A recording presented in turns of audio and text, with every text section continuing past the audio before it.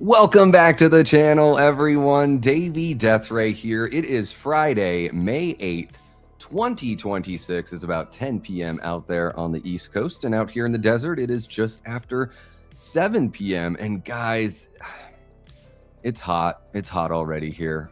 We were blessed with some days in May that were nice enough to where we could crack the windows open in the middle of the night, but I think we're at that point where those days are behind us here in the Phoenix area. And here's the crazy thing for everyone that doesn't live here. Once it gets hot, guys, I kid you not, it doesn't really cool down until October. Seriously. And maybe like mid-October is when it feels like it's, you know, like the days are actually cooler. But man, it's we're we're in it to win it once it happens out here in the desert. So yeah, it's kind of wild. Let me know how the weather is where you are, guys. Hope you all are having a great night. Hope the week was awesome for you as well. It was a really awesome week over here on the channel. And, you know, last week was so busy, but it laid the groundwork for a really good week this week. And holy cow, guys, we're less than 20 subscribers away from hitting 3,000. I think we're like right around the 16 mark, something like that. So if you've been waiting for a time to share the channel, or even just share this stream to a friend or to a buddy or on your socials to see how rowdy this thing can get. It's going to be a lot of, you know, audience participation. A lot of you guys, I mean, we're going to be voting on figuring out, you know, what the best horror movie is from 1960 to 2025. So we got some time together tonight. So reach out to a friend, let them know about what we do here. I'm sure that once they, you know, get to hang out with you guys and they see what we do, they're going to want to keep on coming back for more. So yeah, and I guess before I jump in and say what's up to you guys, I'll just remind everyone, hit that like button, subscribe if you haven't already, hit the notification bell so you don't miss any live streams. I do, you know, live streams are mostly what I do here, so you don't want to miss out on those. And if you really like what we do, hit the hype button, either on this stream if you're watching after the fact, or go find a video on the channel you really dig and hype that one. I'm super pumped about the frame-by-frame breakdown of the Evil Dead Burn Red Band trailer that we did. I'm very... like I feel like we dove in really deep and found some good stuff there. And I've kind of noticed some things in the aftermath where I'm like, oh my gosh, the next time I talk about this, I'm gonna have to mention that and that. And then we did the Melissa Barrera video, which is a little bit different than what we normally do here. But something that I kind of want to get into doing a little bit more. Not so much just like, oh, Davey's gonna like go, you know, have a freak out about this thing or whatever, but just like more of a, you know, reporting on the news, but then talking about some stuff in a little bit more of like a kind of human angle, if that makes sense. But, you know, it would all be tied to, you know, the greater kind of horror community. So, sorry, got an itchy eye. But yeah, feel free to check out those videos if you haven't already. Yeah, you guys are amazing. The support has been awesome. The amount of subs we've been seeing from those videos has been incredible. So I sure do appreciate every single one of you. We also have a super chat goal if you guys want me to go live late night on Saturday. It's going to be a very busy weekend here because I'm guesting on Horror Her on Saturday for her members only. We're going to do a chat that's going to be, you know, I'm basically going to be interviewed about things that are outside of the realm of movies and what I do here on YouTube. So I'm very excited. I don't really know what Em is going to ask me, but guys, she is one of my best friends. Like, she's like a, I don't know, maybe the best friend I've made here on YouTube. It's very possible. I hate trying to like kind of quantify those things because there are a handful of people that I consider very close that I've met through this platform. But Em is somebody that just, like, in all honesty, like, just one of my best friends out there in this space. So I'm excited and curious to see what she's going to ask me. And then on Sunday at 1 p.m. Eastern, so before all the Mother's Day stuff really gets rolling, I'm going to be appearing on her channel. We're going to have a big old panel. I believe Carrie from Carrie Craves Cinema is going to be there. And I think Chris and Shell from Chris and Shell Talk Movies. And yeah, so it's going to be Em, Chris and Shell, and Carrie. This is going to be a good one. And we're gonna have a little Scream chat, a little Melissa Barrera chat. I'm really excited to, or just very intrigued to hear what Em is gonna say, because we've only talked about it in a very small amount because I want to be surprised by, or not surprised. I just, you know, I want to experience what she has to say along with everyone else. So super busy week on the channel, or weekend on the channel.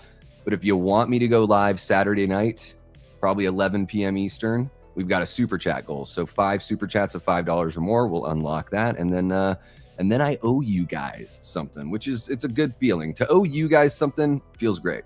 We got Paula Fitzhenry in the chat, one of our great channel members. What's happening, Paula? Tia Nina, another one of our channel members. Hope you're doing well, Tia. We got Gory Tiger. What's happening, Gory? Gory Tiger. You can see his stripes so you know he's clean. We got Iris in Texas. What's happening, Iris? Welcome on in. One of our great channel members right there in Iris. We've got Ryan Michael, another one of our great channel members, a close friend.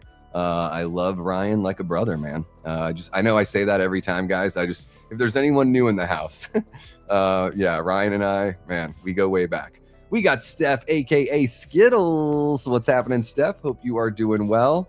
Haven't seen you for a little bit this week, but I hope everything is good with you and yours. And maybe we'll get in a crazy movie over on the Discord, guys. I'm on this search or not a search, it's a quest to watch 365 movies I've never seen this year. I'm at 128 last night in the Discord, and the people on the Discord are amazing. You know, usually I do like a poll and we try to find a movie to watch, and I always throw movies out there that I've never seen. Sometimes they're good, sometimes they're like 2 stars, but whatever. It's like, oh, I needed to see Final Exam anyways, which actually I think Final Exam was one of the better ones. I needed to see Graduation Day, you know, whatever it is. But last night we watched Blowout from 1981 with John Travolta, and oh my gosh, why am I forgetting Nancy Allen from RoboCop and from Dressed to Kill, directed by Brian De Palma. Oh my gosh, what an awesome movie. I just want to take a second before we get started. Guys, Brian De Palma has not let me down as a director. I've not seen everything he's done, but between Blowout, Dressed to Kill, I know I've seen a couple of his other movies that I'm just failing to think of right now, but he just knows how to shoot a thriller. And Dressed to Kill is like a giallo. It's an American film, but it's very much giallo. Blowout has a couple of those tenets, some of the lighting and stuff, but you know, he gets compared to Hitchcock quite a bit. And apparently people use that as a bad thing, which I think is the most hilarious shit I've ever heard. Like, oh, your movies are like, they remind me of Hitchcock. You're such a ripoff. Like, to have people recognize that your films look like a film that one of the greatest directors of all time ever made, I mean, to me, I would think that's a good thing. And I think Brian De Palma's work stands on its own. It's not like he's just straight up doing remakes of, Alfred Hitchcock movies. And so yeah, anyways, that's just my plug for Brian De Palma, just to give him some love. I just wanted to do that because it was on my mind earlier.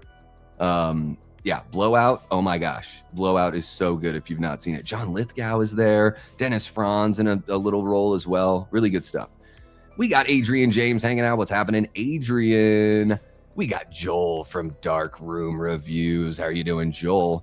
Big Rod Reviews hanging out. What's happening, Big Rod? One of our great channel members. Guys, Big Rod has been around since seemingly the beginning, you know, at least as far as membership goes. And I know you were there before, Rod. Hope you're doing well, man. That's exactly how it is where we live, or how it is where we live in LA, Davey. Also, hello, and hello to all the people watching. Well, shout out right back at you, Lido. Love this man, Lido Velasco, Mr. Hollywood Lido. Guys, if you've ever seen topless Michael Myers with the surfboard, you've seen our boy Lido. That's not the only, famous cosplaying performance of his either. So check him out. Check out his channel. Check out his, he's got a website, all that stuff. Let's see, who else do we have here? We got Theron the Brutal. What's happening, Theron? Hope you're doing well. Wow, it doesn't even cool down at night. Well, right now it probably gets down to somewhere around 80-ish, so it's not really like worth it to open up the windows. And then in the summer, yeah, I mean, guys, in the heat of the summer here, like right in the July, August, maybe the coolest it gets is like 91 or 93 in the middle of the night. Like the lowest temperature is like 4:30 in the morning, and it's like in the low 90s. So it's wild. Like the sun goes away, but Phoenix, the desert, the valley here, it's like an oven. It's like a brick oven that just holds that heat all night. It's wild. We got Kyle Robicho. Is it Robicho? I hope I'm pronouncing it right, Kyle. Welcome on in, man. Great to see you. Thanks for joining us over on the Facebook side of things. We got Corey from Wilkie's Movies and Music. What's happening, Corey? Hope you are doing well. Dude, I cannot wait You figured out the entire plot. Please save me. Do not tell me anything, Kyle. I want it to all be a surprise. I think we're going to get a lot of connections in Evil Dead Burn to all of the movies in the franchise, but I'm just like going in like this. I'm just like, oh my gosh. And then I'll open my eyes when the movie actually starts. I'll show up 25 minutes late so I can avoid trailers and then just be there for the movie. We got a $5 super chat from Jigsaw. What's happening? Jiggy says, happy Friday. Friday. Are you singing the song? It's Friday. Yeah. It was a civil discourse. Yes. It was good. I think we had a good chat yesterday for sure. Yeah, if you're up in the, exactly. And it still gets warm up there in the summer, not as warm. And yeah, there's a greater degree of cool off at night. But yeah, Flagstaff is beautiful. You guys ever get the chance to visit? It's beautiful all the time. Yeah. That sounded scary. Can't wait for Evil Dead Burn. I've watched the trailers 80 times. Oh, this must be Kyle. Like, yeah, I recognize the picture there. All right, so Kyle's jumping in over there. I've been great, man. Thank you so much. Hey, I've got my non-alcoholic chelada, limon and sal hanging out here. Drinking a beer, tamp down the impending dread of my day tomorrow. You got to work tomorrow, Ron. Yeah, I guess sounds like you do mechanic work, and I know that, split days off. I mean, I've worked in the automotive industry on the, the writing side and everything like that. So I know what it's like. It sucks to have split days off. I don't know if that's exactly what you got, but I friggin' hated it, man. We got a $4.99 super chat from Ryan Michael. Just saying hello to all you wonderful people. God, I love this Death Squad. You guys are amazing. Iris dropping a $4.99 as well. Says nice, cool 90 degrees in South Texas.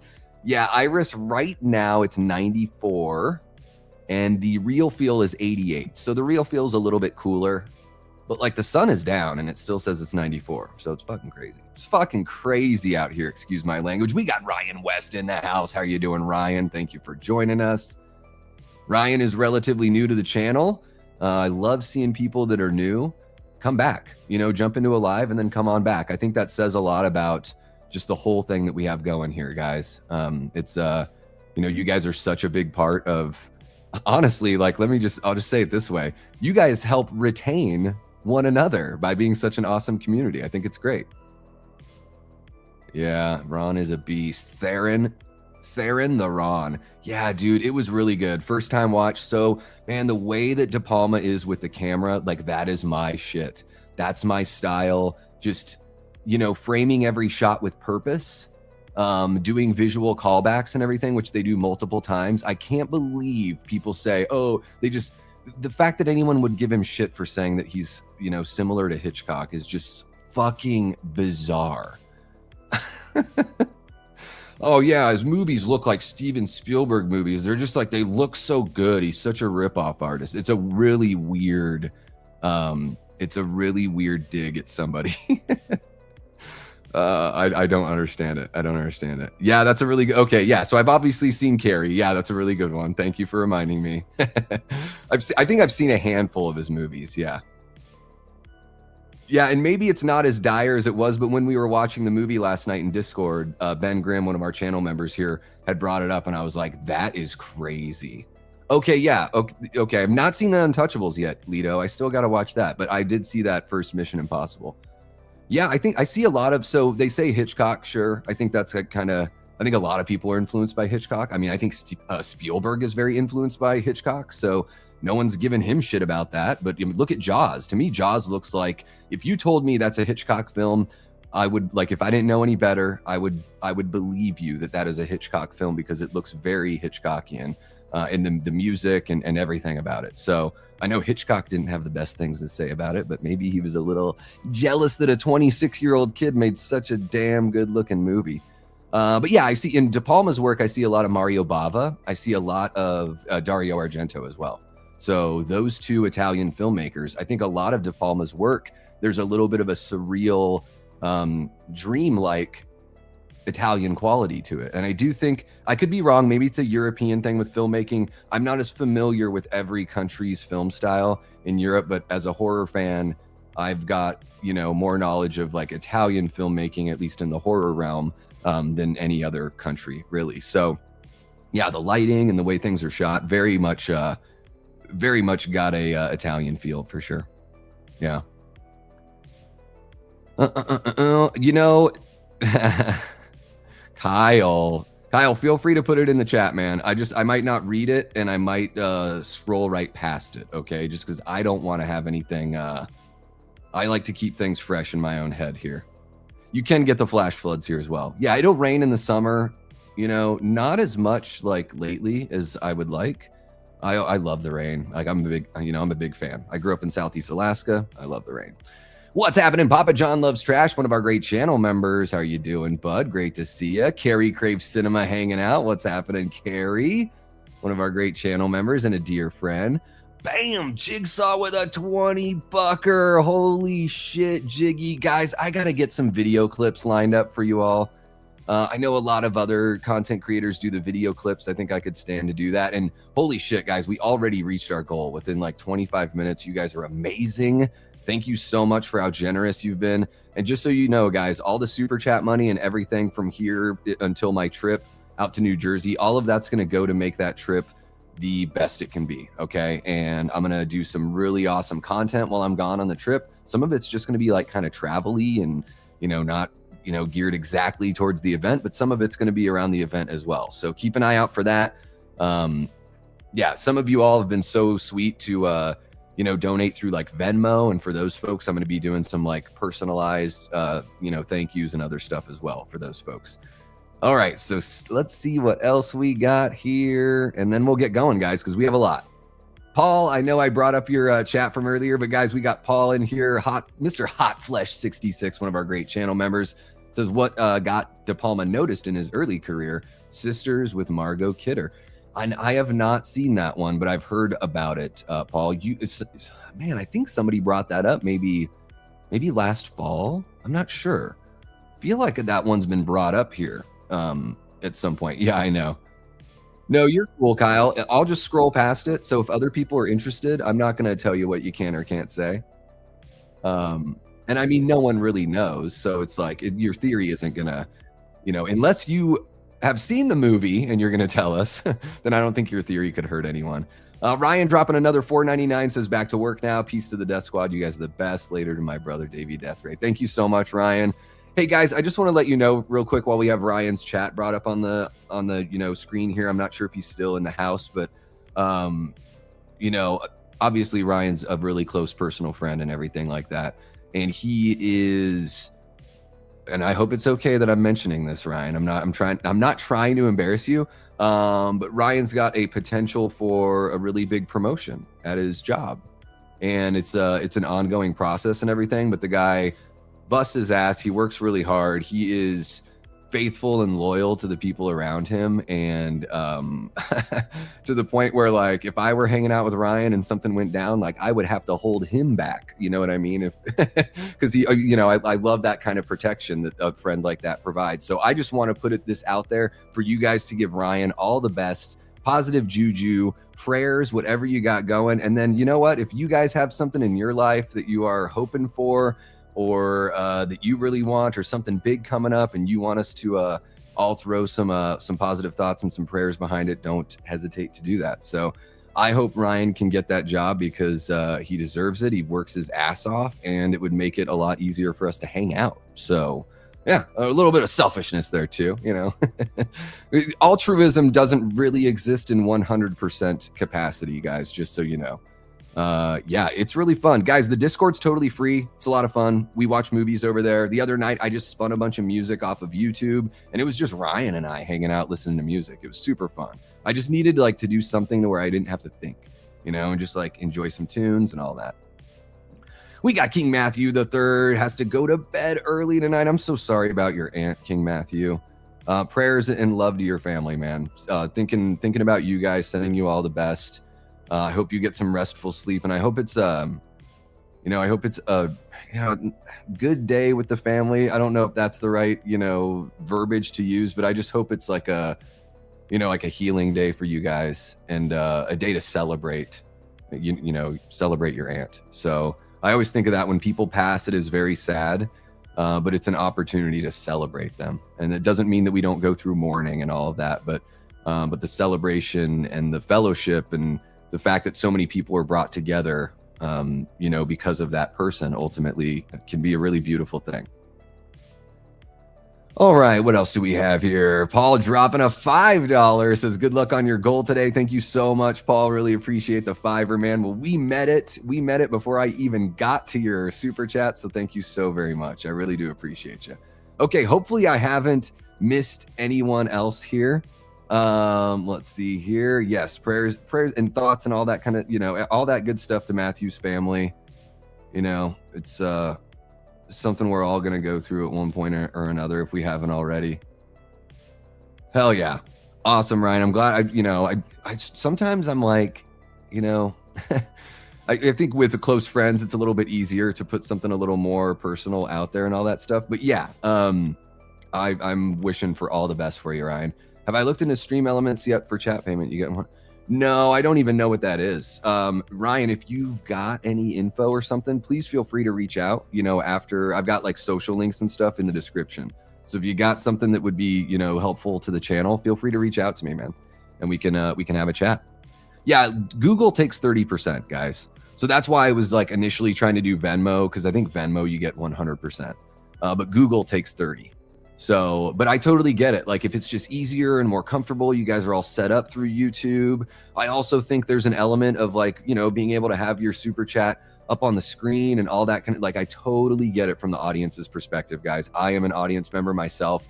And, you know, there's a sheer joy in, I mean, even just having somebody bring up a regular chat and talk about what you're talking about, but it feels good to put out that super chat and to have that attention, you know, brought on it and everything like that. So I totally get it. And ultimately, guys, you know, I'm looking to you to help make this trip the best it can be. So, you know, I'm not in a spot of telling you, no, it has to be this way or that way. So there we go. Hell yeah. Hell yeah. Thank you so much, guys. You all are awesome. And let's get into this. How about it? I don't think there's any other business that we really have to tend to or anything like that, guys. Basically, what we're going to do is we have 66 movies in this bracket. So we had a couple you know, movies that basically automatically got into that second round. And the way this is going to work, guys, is the earlier movies. So we're doing 1960 through 2025. The movies that have existed earlier in time are going to be the higher seeds. So that's going to be your like 1 through 33. And then the 33 through 30 or through 66 is going to be, you know, going into the modern era. So yeah, we are going to have, you know, Psycho is going to go up against something that just came out within the last couple of years. So it's going to be a very interesting bracket here. I'm going to share the bracket with you guys so you all can look at it. And then what we're going to do is we're going to set up these polls here just through StreamYard. So if you want to vote for the first movie, you hit 1. If you want to vote for the second movie, you hit 2. So it's just very, very simple. And I think we're going to even, I don't know if I can put a timer on these, but yeah, we'll run with the timer. I'll give you guys about a minute or so to vote. And then we'll just find out what the best horror movie is from 1960 to 2025. And I mean, that'll be that. So if you guys are ready, let me know and we will get it going. Yeah, it might be a different kind of stream service because I use StreamYard. So maybe there's no, Lido, it's totally cool. I'm gonna bring up the website. So let me just quit messing around with you guys. I'm gonna quit jerking you guys around.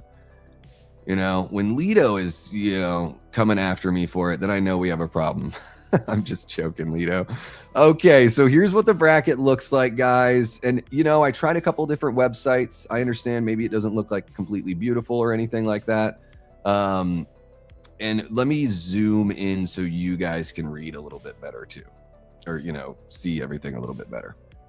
Hopefully that's easier to read. There we go.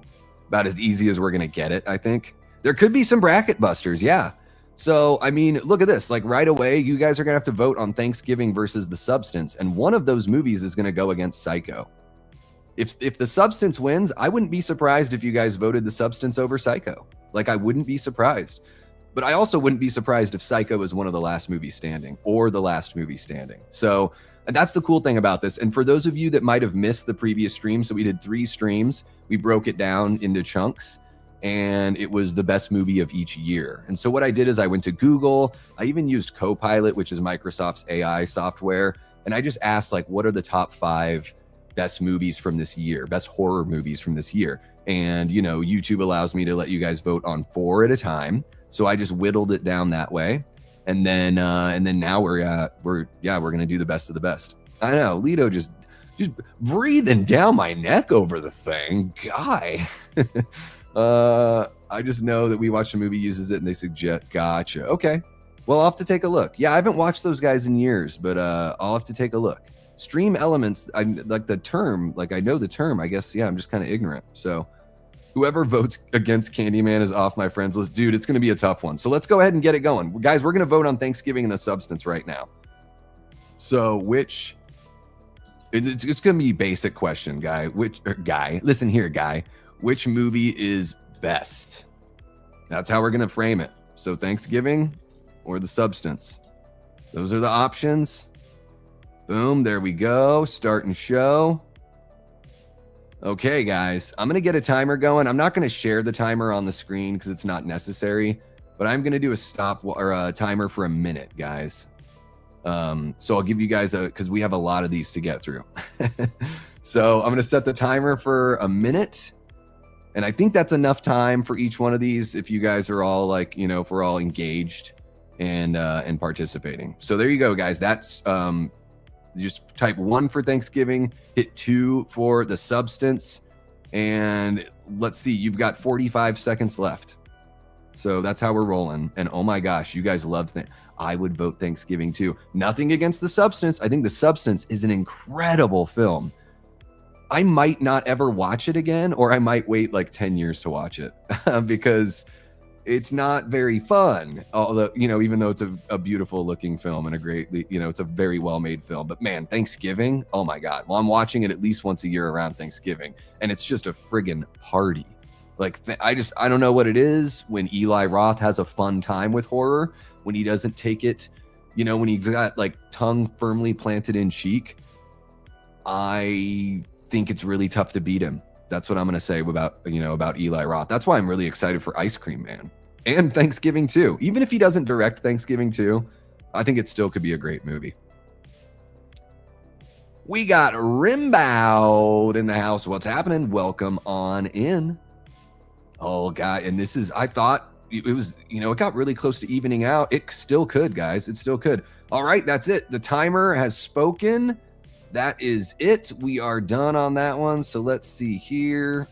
Let me go on over. So I'm going to stop that poll. And guys, Thanksgiving wins that one. So there we go. Thanksgiving wins. So I'm going to update that.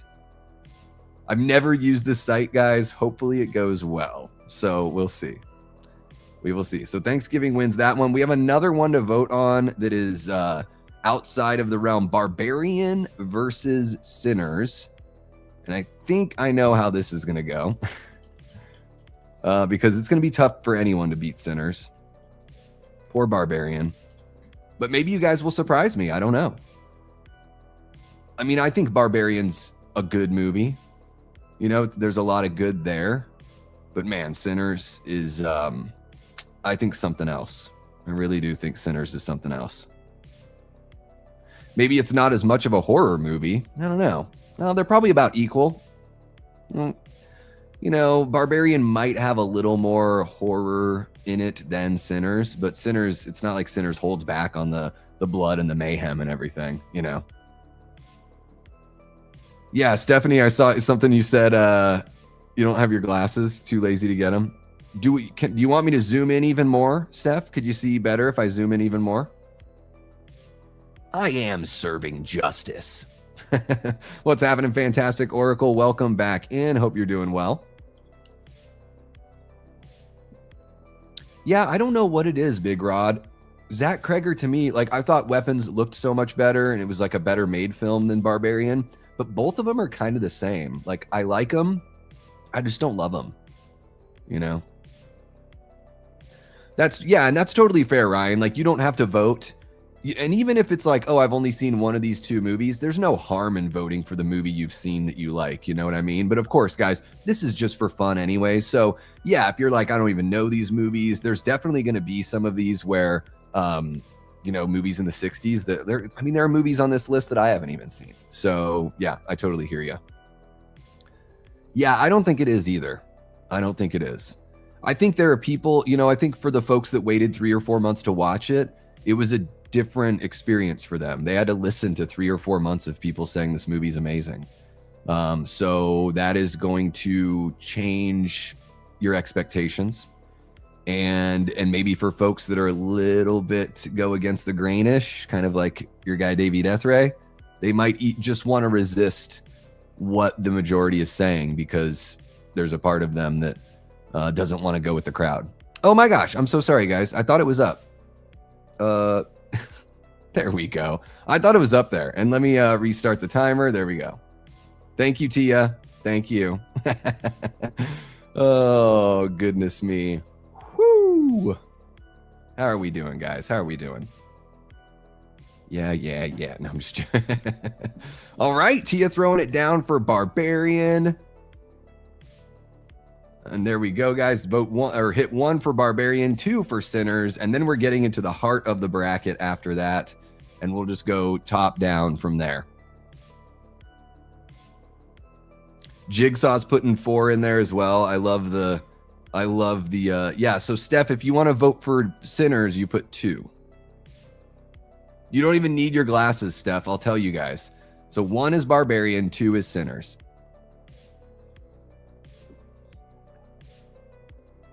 There you go. There you go. Who's watching Obsession next week, guys? There's a special screening on Wednesday night. So who is going to Obsession on Wednesday night? I am. So Late Night with the Davey is going to be on Thursday next week. Don't hate me, everyone. It's going to be on Thursday. I have to see Obsession. After watching Curry Barker's other movies, like I have to, or his short films and everything on his YouTube page, I have to check this movie out. I mean, I'm so proud of the, just how his hard work is paid off. Very talented young man. Okay, we're going to stop the poll there, guys. That was a minute. The Sinners wins just by 1 vote, but that's all you need, So there it is, 56% to 44%. So Sinners gets the win there. All right, we're going to update that. And then, guys, yeah, we're just going to go to the top of the bracket and work our way through. And I'll do my best to make sure to actually publish the the polls there. All right, guys, Psycho versus Thanksgiving is up next. This is going to be fun. All right, which movie is best? We're going to see who we got here. Psycho or Thanksgiving? Oh, my goodness. Starting with, one of the most classic. There we go. Starting that. That's what it is you create the poll, but then you need to hit another button to put it up on the screen. I wish just creating it put it up on the screen. So there you go, guys. You have a minute to vote. Yeah, Psycho, what do I have to say about it? What can I say about it that you guys don't know? It is the proto slasher. Peeping Tom and Psycho both came out in 1960. A lot of movies were influenced by those movies, probably more so Psycho because it was a lot more mainstream than Peeping Tom was. And then you've got Thanksgiving, which I consider, maybe classic is too much, but I think a modern day, you know what? Fuck it. I am going to say it. I think Thanksgiving is a modern day classic because it's got elements that remind me of The Prowler, My Bloody Valentine. And then, of course, it's got, these revenge whodunit elements that are in all sorts of horror movies throughout the decades. But there is something classic, feeling about Thanksgiving to me. So here we go. Let me check on the timer. You guys have 10 seconds left to vote. Psycho is taking this one, it looks like. So, damn, there we go. Psycho is moving on. It's going to be tough for any movie to knock Psycho off, I think. It's going to come down to like Jaws or Halloween to knock Psycho off.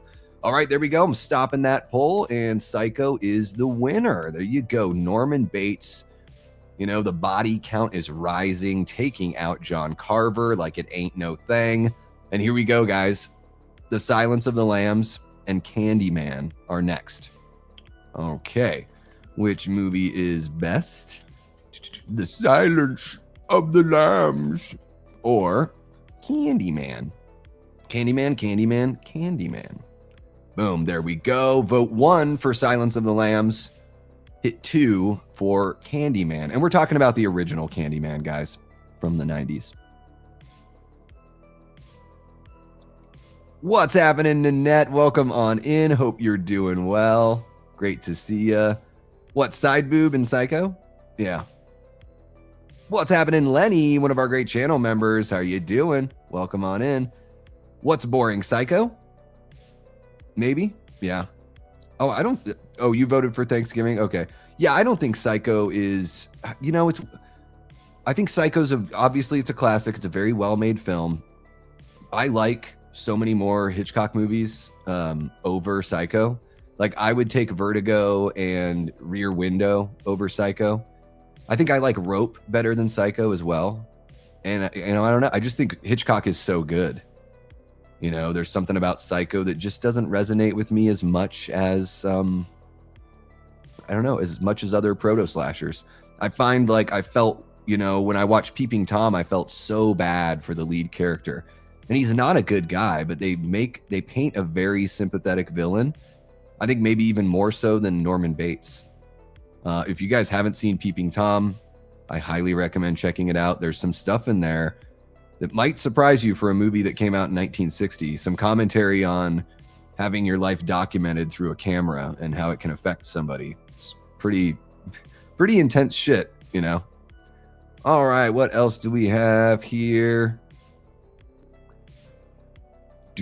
All right, the timer is up. I got some other people that I'm going to say hello to, but I'm going to close out this poll here. Silence of the Lambs wins this one, beats Candyman.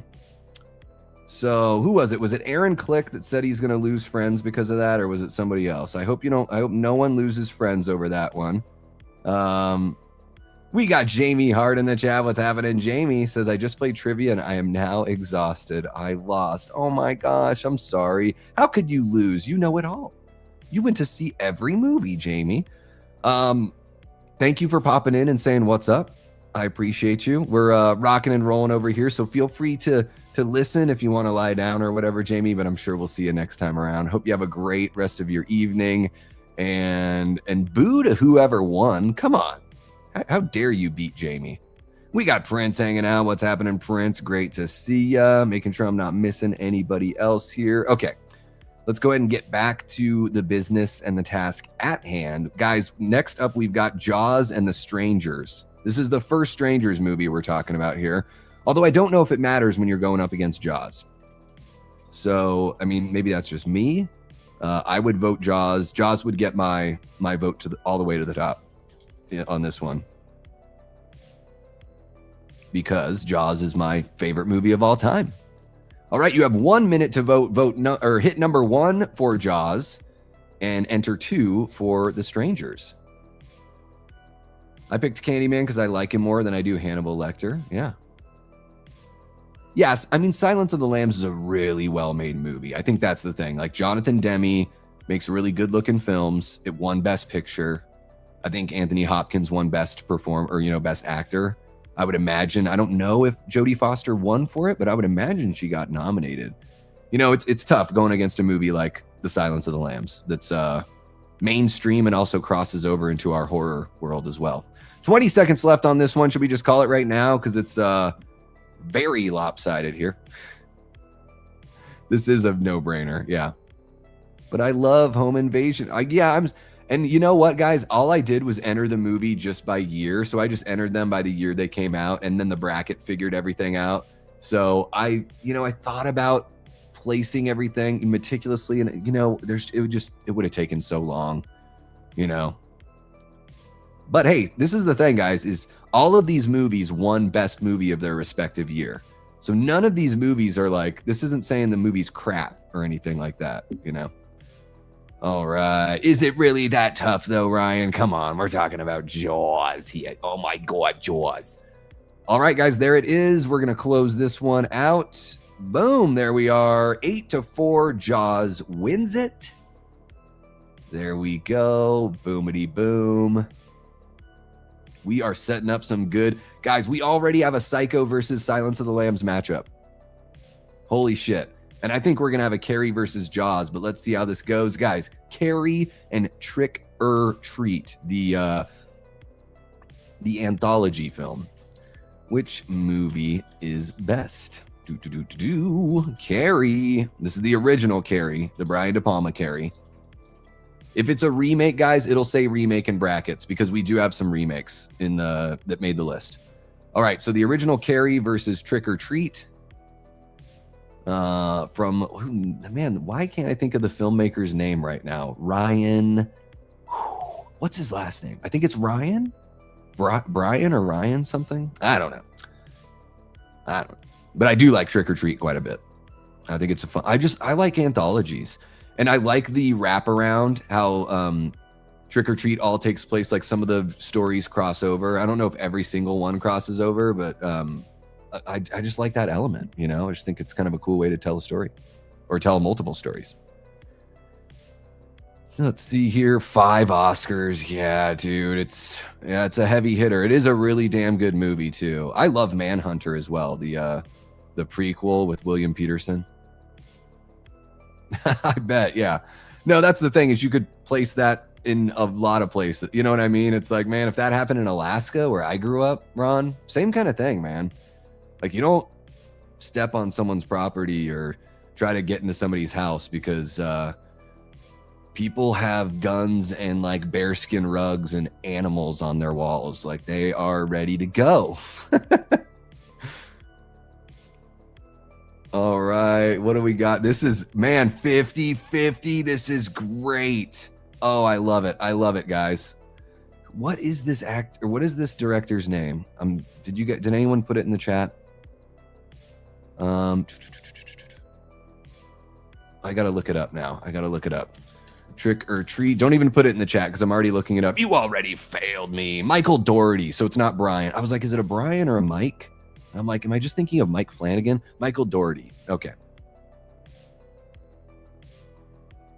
Fucking Deadlock. I know, it's crazy. Oh, there we go. We have a winner, folks.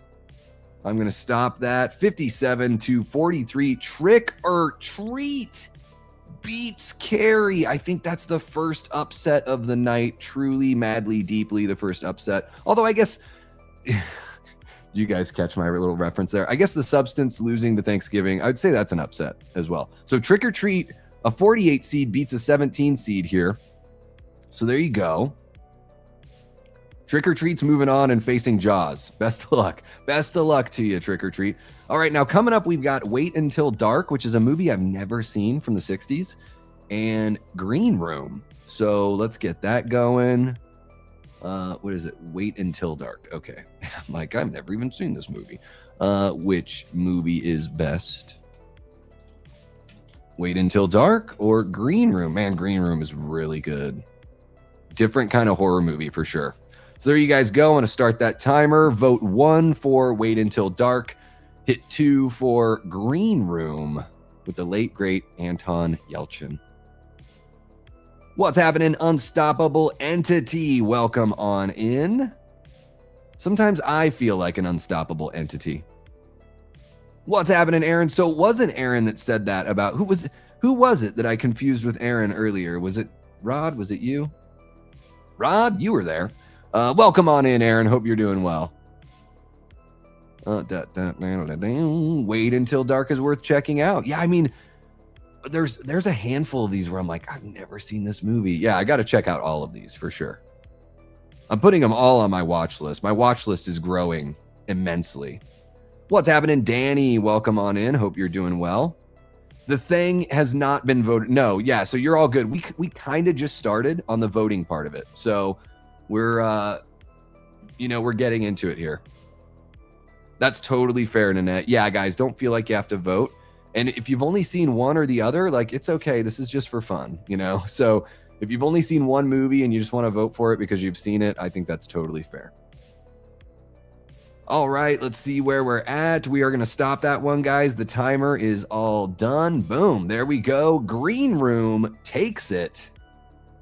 From Wait Until Dark, there we are. Oh, and we've got a really good one coming up next, guys. The original A Nightmare on Elm Street versus the original Blair Witch Project. Oh my goodness. Which movie is best? So you're going to hit 1 for A Nightmare on Elm Street And you're going to hit 2 for the Blair Witch Project. These are both the original versions of the film. So there you go. 1 for Elm Street, 2 for Blair Witch. I'm going to get that timer going. There we are. What's it going to be? What's it going to be? Oh, yeah. No, I knew this one was a friggin'... Yeah. Well, I knew how Lito was going to vote. I got motion. I just think Blair Witch, like, it's a really cool concept. It is. Yeah, it just doesn't have a lot. Once you've seen it once, it's kind of like a one and done for me, Blair Witch. It's like a single serving, like in Fight Club. It's a single serving friend. It has Audrey Hepburn. Okay. We'll have to check that one out for sure. My votes can be bought, just putting it out there. Yeah, Tia, throw your Venmo out in the chat. People can vote for, or, buy Tia's vote if you guys want to get a guaranteed winner. Yeah, I know, Steph. I know. My vote is worth 1,000, so I win. Davey, did you just recently watch Green Room? Seems right up your alley. Yes, I did. It's maybe a month ago. Watched it for the first time. I've never been so... Aaron, that's really funny that you asked that. I think I've told that story a couple times. Never something that dire, like you say, albeit not that extreme. But I was in, when I lived in Portland, I played in a band called Danger Deathray. We had some friends out in Bend, Oregon. It's it's like a high plain kind of plateau, like a deserty area. It's not too far from a bunch of skiing and stuff out there. And in Bend, we had buddies they were in a band called Tuck and Roll, and we would play with them all the time. And we were out there for a show, and we got invited to a private party after the show. So we followed our buddies in Tuck and Roll out to this, it was like a warehouse, and they had this huge warehouse space. Like, it was basically like you could have put like a auto shop, or like you could be working on a boat in this warehouse. It was that big, and it had like a loft. They had a bar that they built in. Sorry guys, I have an eyelash. They had a bar that they built in. They had all this like women's like bras and underwear behind the bar, like pinned up, and all this stuff. And it seemed like a pretty all right place. They were like giving free drinks to the bands, and we're just hanging out and talking and bullshitting. And I'm like, as I'm looking around, I'm starting to notice like, oh my God, there are a lot of like double lightning bolts all over the place. Like, and then I like went in the bathroom, and I saw some stuff in the bathroom, and I was like, wait a minute. Like, me and my buddy like look at each other, and we like walk over, and we're like, is this a fucking Nazi bar? Like, what the fuck is going on? And we just had this realization of like, everyone's been so nice in here, but now I'm starting to feel uncomfortable. Yeah. And it was just sort of like, okay, can we get the fuck out? It was nothing weird happened, other than the fact that it just felt like once the realization hit, I immediately felt uncomfortable and was like, oh my God, like it just, even looking the way I look and everything, I was like, it didn't make me feel any better about being in that social situation. Because you never know how people are going to act, especially people that are, that way. Okay. Anyways, guys, there's a story for you, Aaron. There's a story, a wild one for sure. All right, guys, we're going to end this one here. Boom. There we go. A Nightmare on Elm Street just fucking crushed the Blair Witch Project. It wasn't even close. I mean, Freddy's got personality. What does the Blair Witch have? Like, stand in a corner. Like, you gotta like do everything for the Blair Witch. The Blair Witch can't even earn it on her own. All right, guys, coming up next, we've got the original Night of the Living Dead versus the Final Girls, which I think the Final Girls is a really good movie. Which movie is best? So you're going to vote or hit number 1 for Night of the Living Dead by George A. Romero. And you're going to hit 2 for The Final Girls. All right, there we go. I'm going to create that one. Boom, that poll is up there. The timer is started. You have 1 minute to vote. The Final Girls has got, like, it's a little bit of a horror comedy. And it's a very, like, kind of self-aware, it's got a meta type quality to it. But it is a really good, entertaining movie.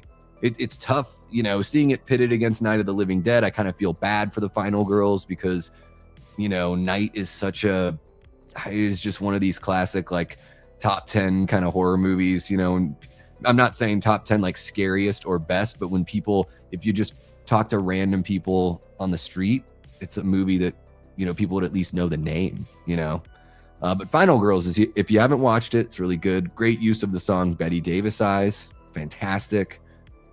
And my stomach is realizing that it's hungry right now. Of course. Halfway through the stream. Of course. Asshole.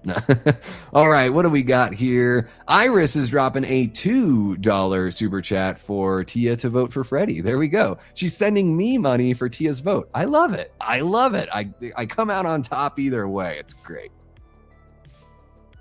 It is, yeah. And in 99, it was innovative. It wasn't the first found footage movie by any means or anything like that. I mean, I think the first found footage movie, at least that I've seen, is Cannibal Holocaust, which has a split narrative, but the found footage element is one of the most important parts of the film. So I consider Cannibal Holocaust a found footage film, even though it's not purely found footage. And maybe there was something before it too. But yeah, Blair Witch was a novel idea. Would have made a better short film. Yeah.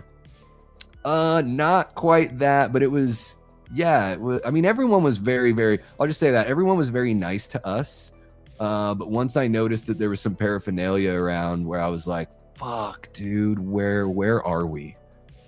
Because we just trusted we were going somewhere to have some fun. And then it's just like, ugh. I don't play by those rules. Exactly. I don't play by those rules, and I don't know how people would act in a situation. And if people in that sort of group thought you were being disrespectful, I don't know, maybe anything would be on the table in their eyes for how they would treat. Yeah, it's crazy. It's crazy. And I tell the story just because, I mean, it's embarrassing to a degree. Obviously, I had no idea before.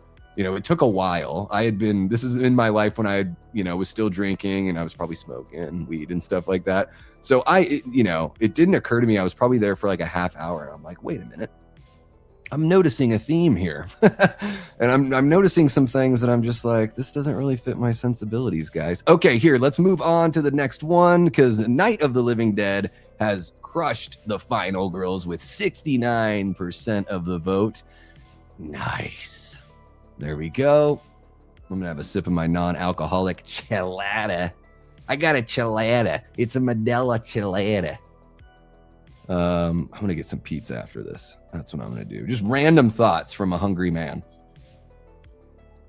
All right, guys. Coming up next, we got a good one. This is a really good one.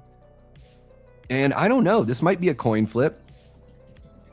So we're going to have you hit number 1 if you want to vote for Sleepaway Camp, classic 1983 camp slasher. And you're going to hit number 2 if you want American Psycho with Christian Bale, based on the Bret Easton Ellis novel of the same name. American Psycho is hilarious. It's disturbing. It's dark. It's got a great soundtrack. It has some of my favorite performances. I really do think American Psycho is hilarious, and I think a lot of that is on purpose. I really do. It's one of the best dark comedies I've ever seen. But Sleepaway Camp, man, as a classic, absolute classic. It's coming back. They're taking it on tour this year. We're getting a reboot or a requel of sorts coming out. So, yeah. He does have a great skincare routine. Yeah, he's not really human, but he is kind of human. I mean, I don't know if you guys pick up on that. I think it's hilarious. I've never read the book, but it seems like Bret Easton Ellis's style is a dark humor style as well. And if anything, it's a commentary on, wealthy businessmen of the 80s. So, it's taken its jabs at the right people, I think. Jigsaw voting for. Jiggy. Do you mean a $4.99 super chat? I'm just fucking with you. All right, guys. So let's see here. You have the timer is up. American Psycho has won this one. So there we go. Boom. That was a close one, guys. It's always going to be close, whenever you have one of those classic 80s movies.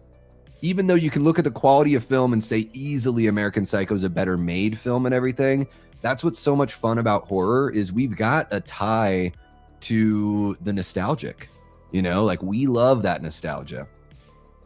Speaking of nostalgia, and we were talking about Hitchcock a little bit earlier.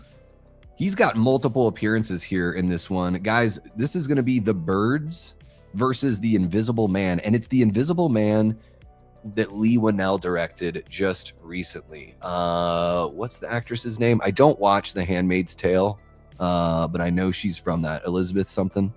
So which movie is best? And we're going to do, you're going to hit number 1 for Alfred Hitchcock's The Birds. And you're going to hit number 2 for Lee Winnell's The Invisible Man. There we go. That is started. Getting the timer going. Boomity boom. There we are. Voting is open.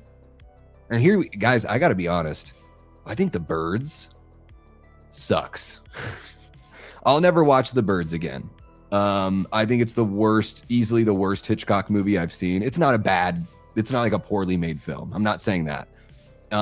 You know, Hitchcock's movies always had this great music. The Birds, they purposely leave out the music to make the bird thing a bit more eerie. I don't think it really worked, at least not for me.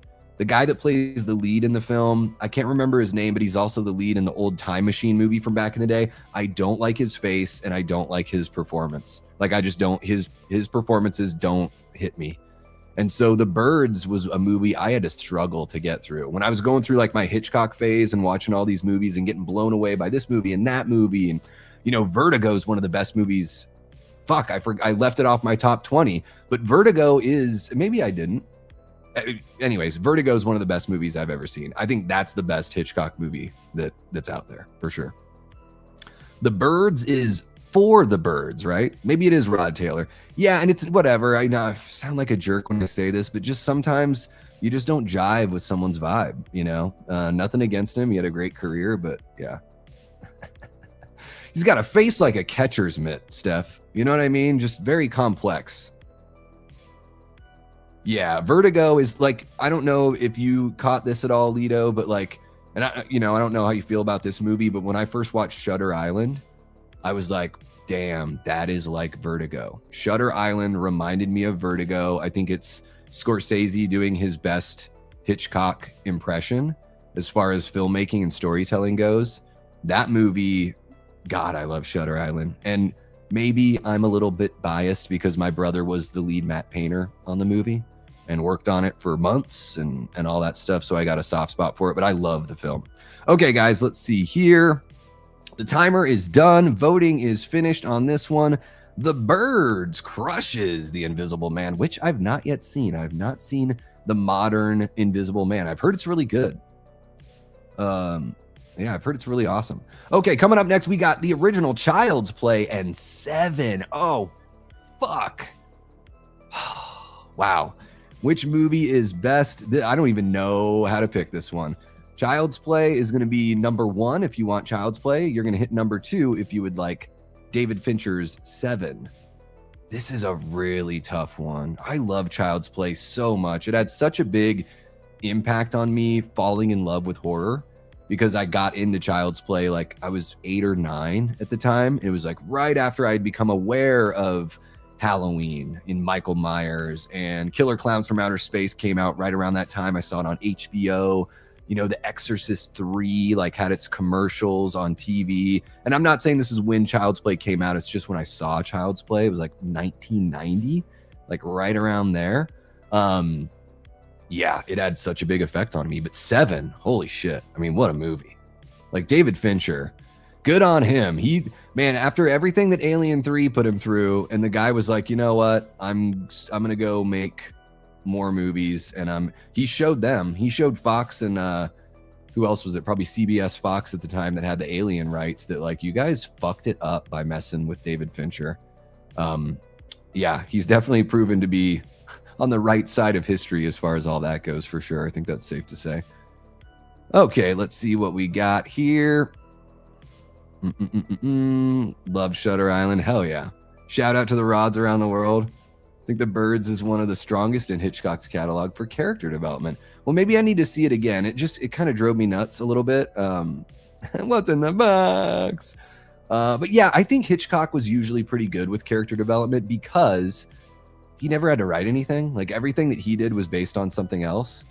So, you know, he's not an auteur. He's just a filmmaker. You know, sounds bad when you say just a filmmaker.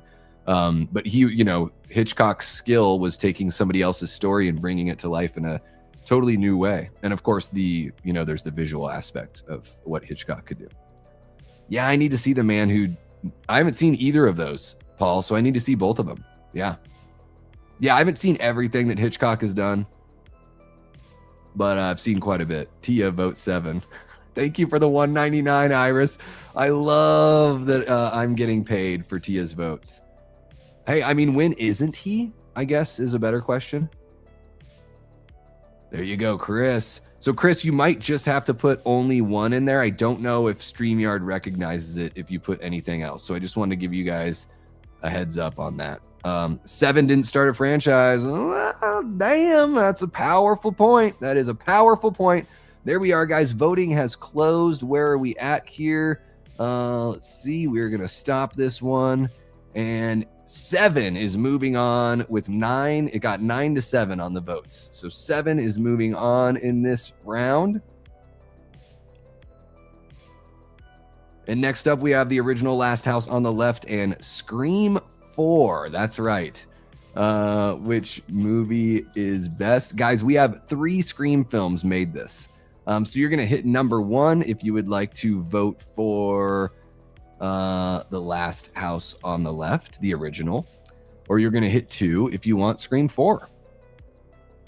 Man, The Last House on the Left is a really, really tough movie. As a movie that challenges you.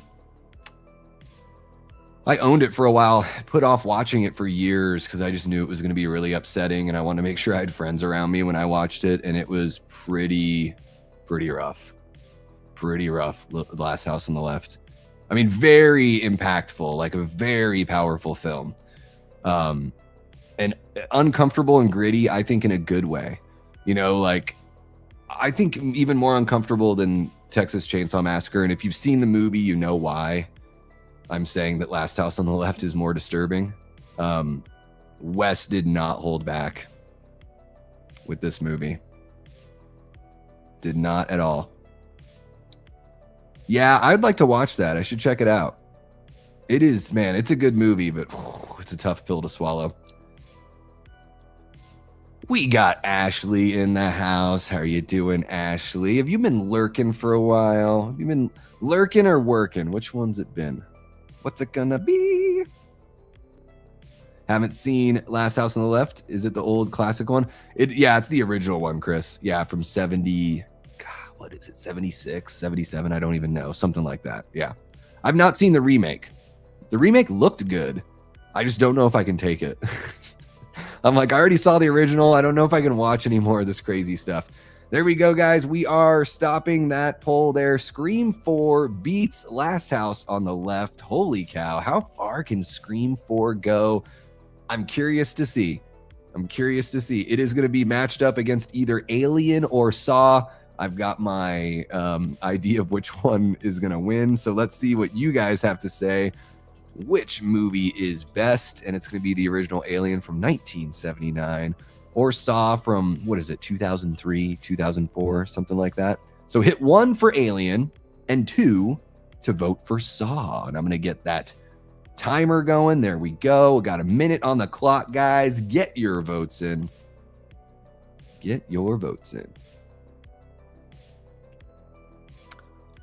That's a valid point, Ryan. To me, it's my favorite sequel, but you'll get to know me a little bit better and all that stuff, Ryan. What we do here in this little corner of the community is like, dude, you are absolutely free to have and voice your opinion. We're really cool. Like, I really like knowing the why when someone has an opinion, especially if it's different than my own. I'm just curious, like, okay, you said that you like this thing more than this other thing or whatever. Like, now I want to know why. Like, I think it's all in the articulation and communicating what we love. And that helps.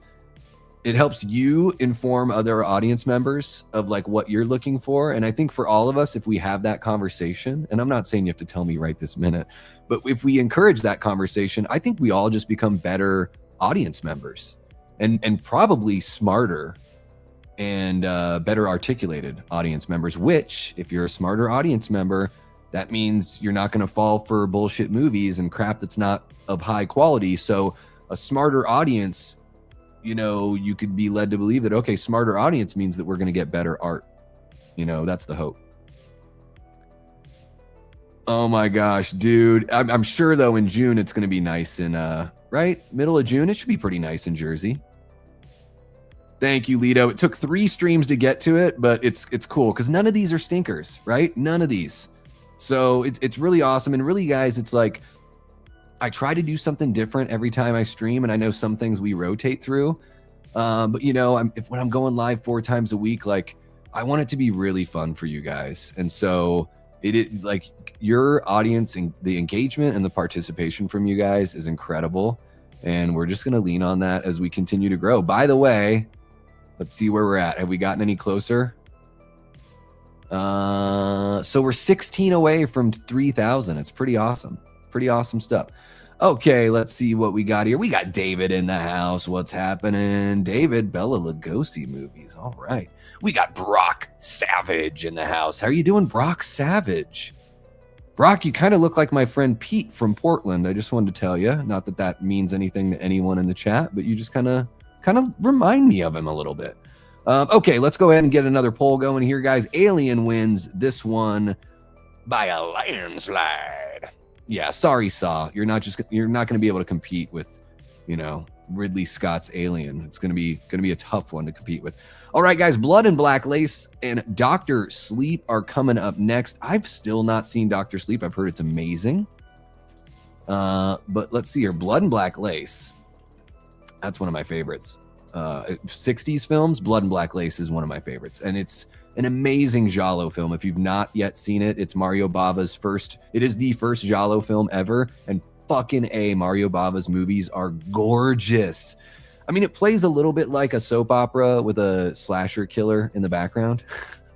But it's really good. It's really good. Okay, here we go. Blood and Black Lace is going to be a vote. You're going to hit number 1 for Blood and Black Lace, and you're going to hit number 2 for Dr. Sleep. And there we go. We got a minute to vote. There we are. I would not be surprised if Dr. Sleep just crushes Blood and Black Lace here.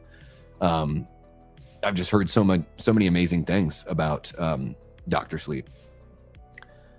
And guys, if I miss your chats, you know, with all the bouncing back and everything, I'm trying to keep up with everyone, but also trying to keep it within a reasonable amount of time for everyone as well. So if you want to extra make sure that I don't miss something that you got to say, then you can throw down a little super chat. And that way I'll just, you know, I won't miss it. Jigsaw drops a $2 and says, Tia votes Saw, pay no mind what she says. Pay no mind, but you can pay a Davey. You could pay a Davey. You don't have to pay any mind. I like the original better, but I know Davey well enough to know you'd probably like the remake better. Which one would you guys talk about? Paul, you were talking to Paul?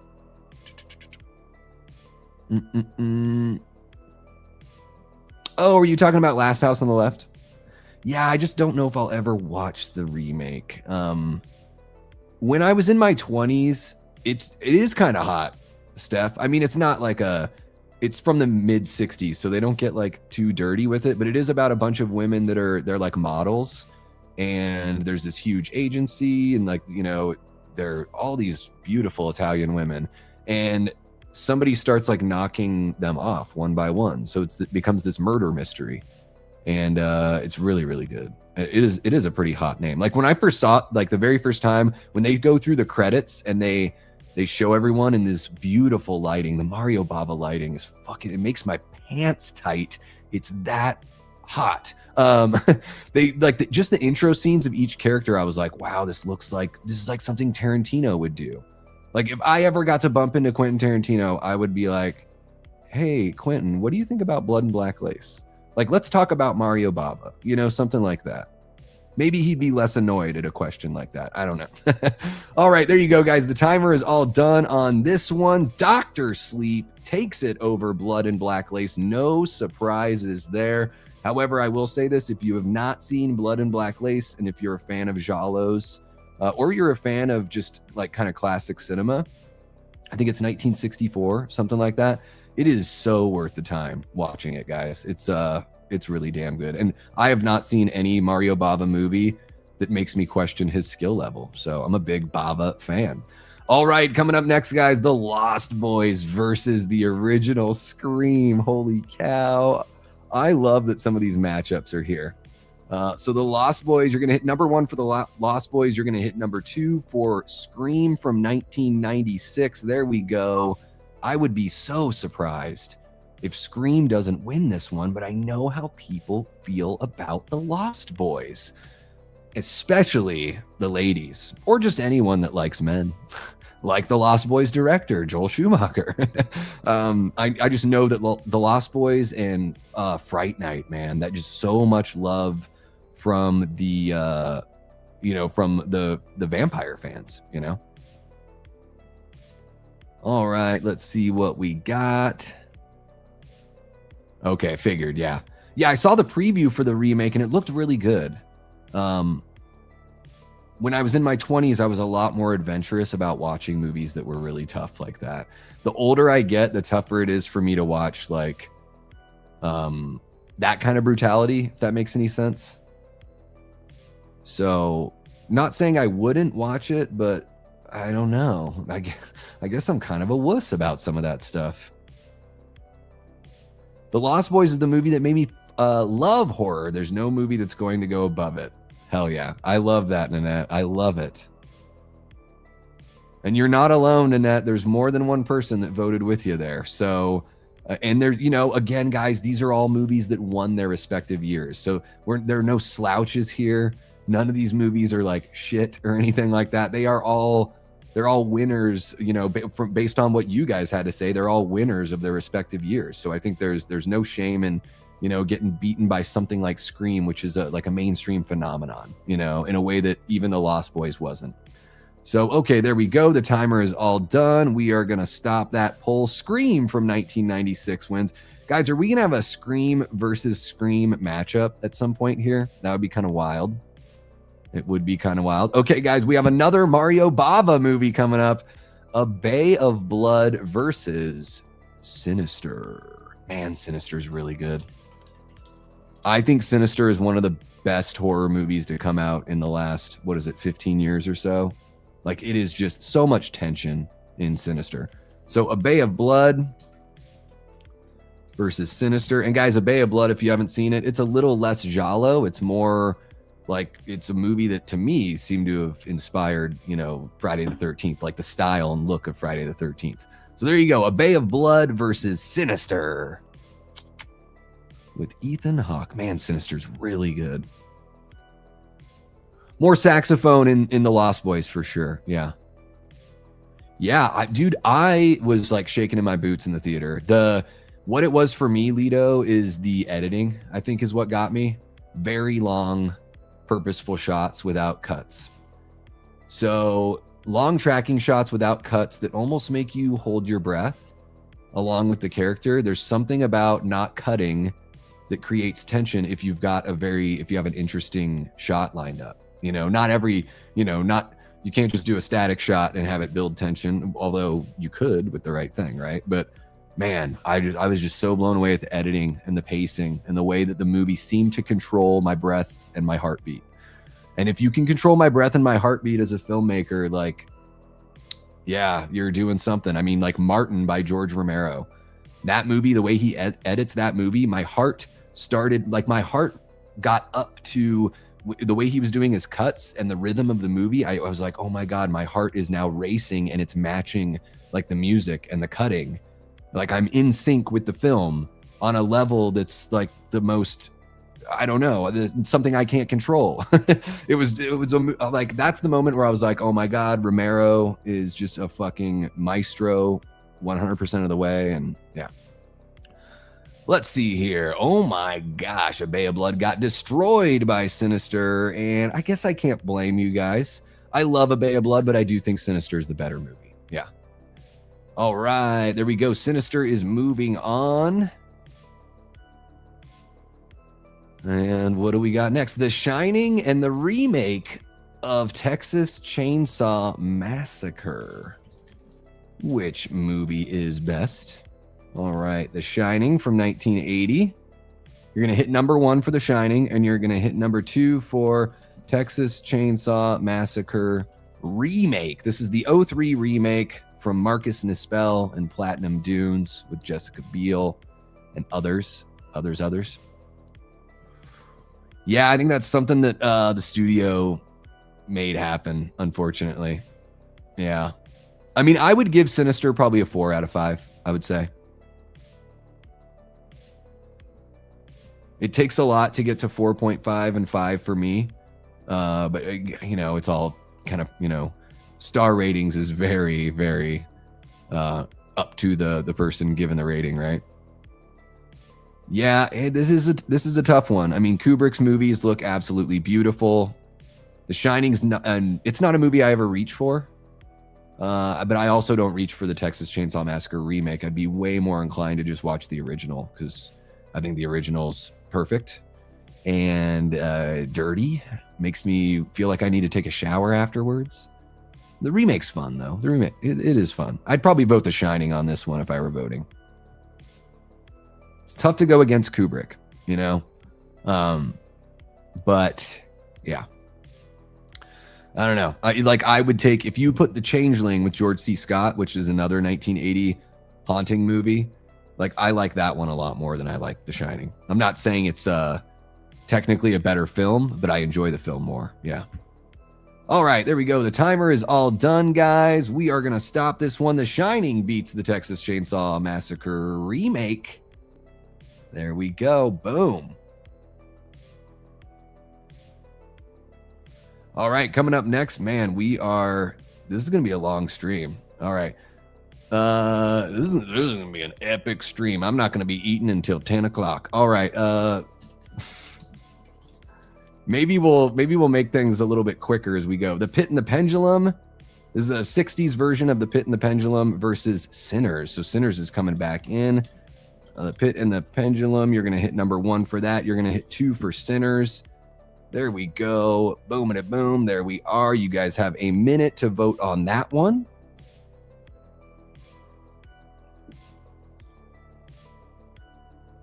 I think Sinners is going to crush this one because I would imagine, correct me if I'm wrong, I'd imagine a lot of us haven't seen this Pit and the Pendulum movie. That's what I would imagine. Yeah.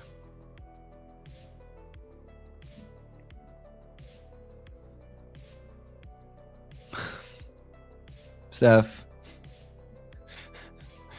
I've only got one. You guys are too much fun. Burnt my butt on the heater thingy. Oh my goodness. You shouldn't be sitting on a heater, first off. You don't want to light your ass on fire. And no one wants grill marks on their butt, right? You don't need your, don't need your cheeks looking like a Burger King patty. I've read the story. Does that? I mean, I guess if you think it's better than Sinners and you would vote for it over Sinners, I guess that does count. And there we go, guys. That poll is over. Boom. Sinners crushes it. Of course. Fully expected that. And coming up next, we have Misery with Kathy Bates and James Caan, and The Good Son with Elijah Wood and Macaulay Culkin. So which movie is best?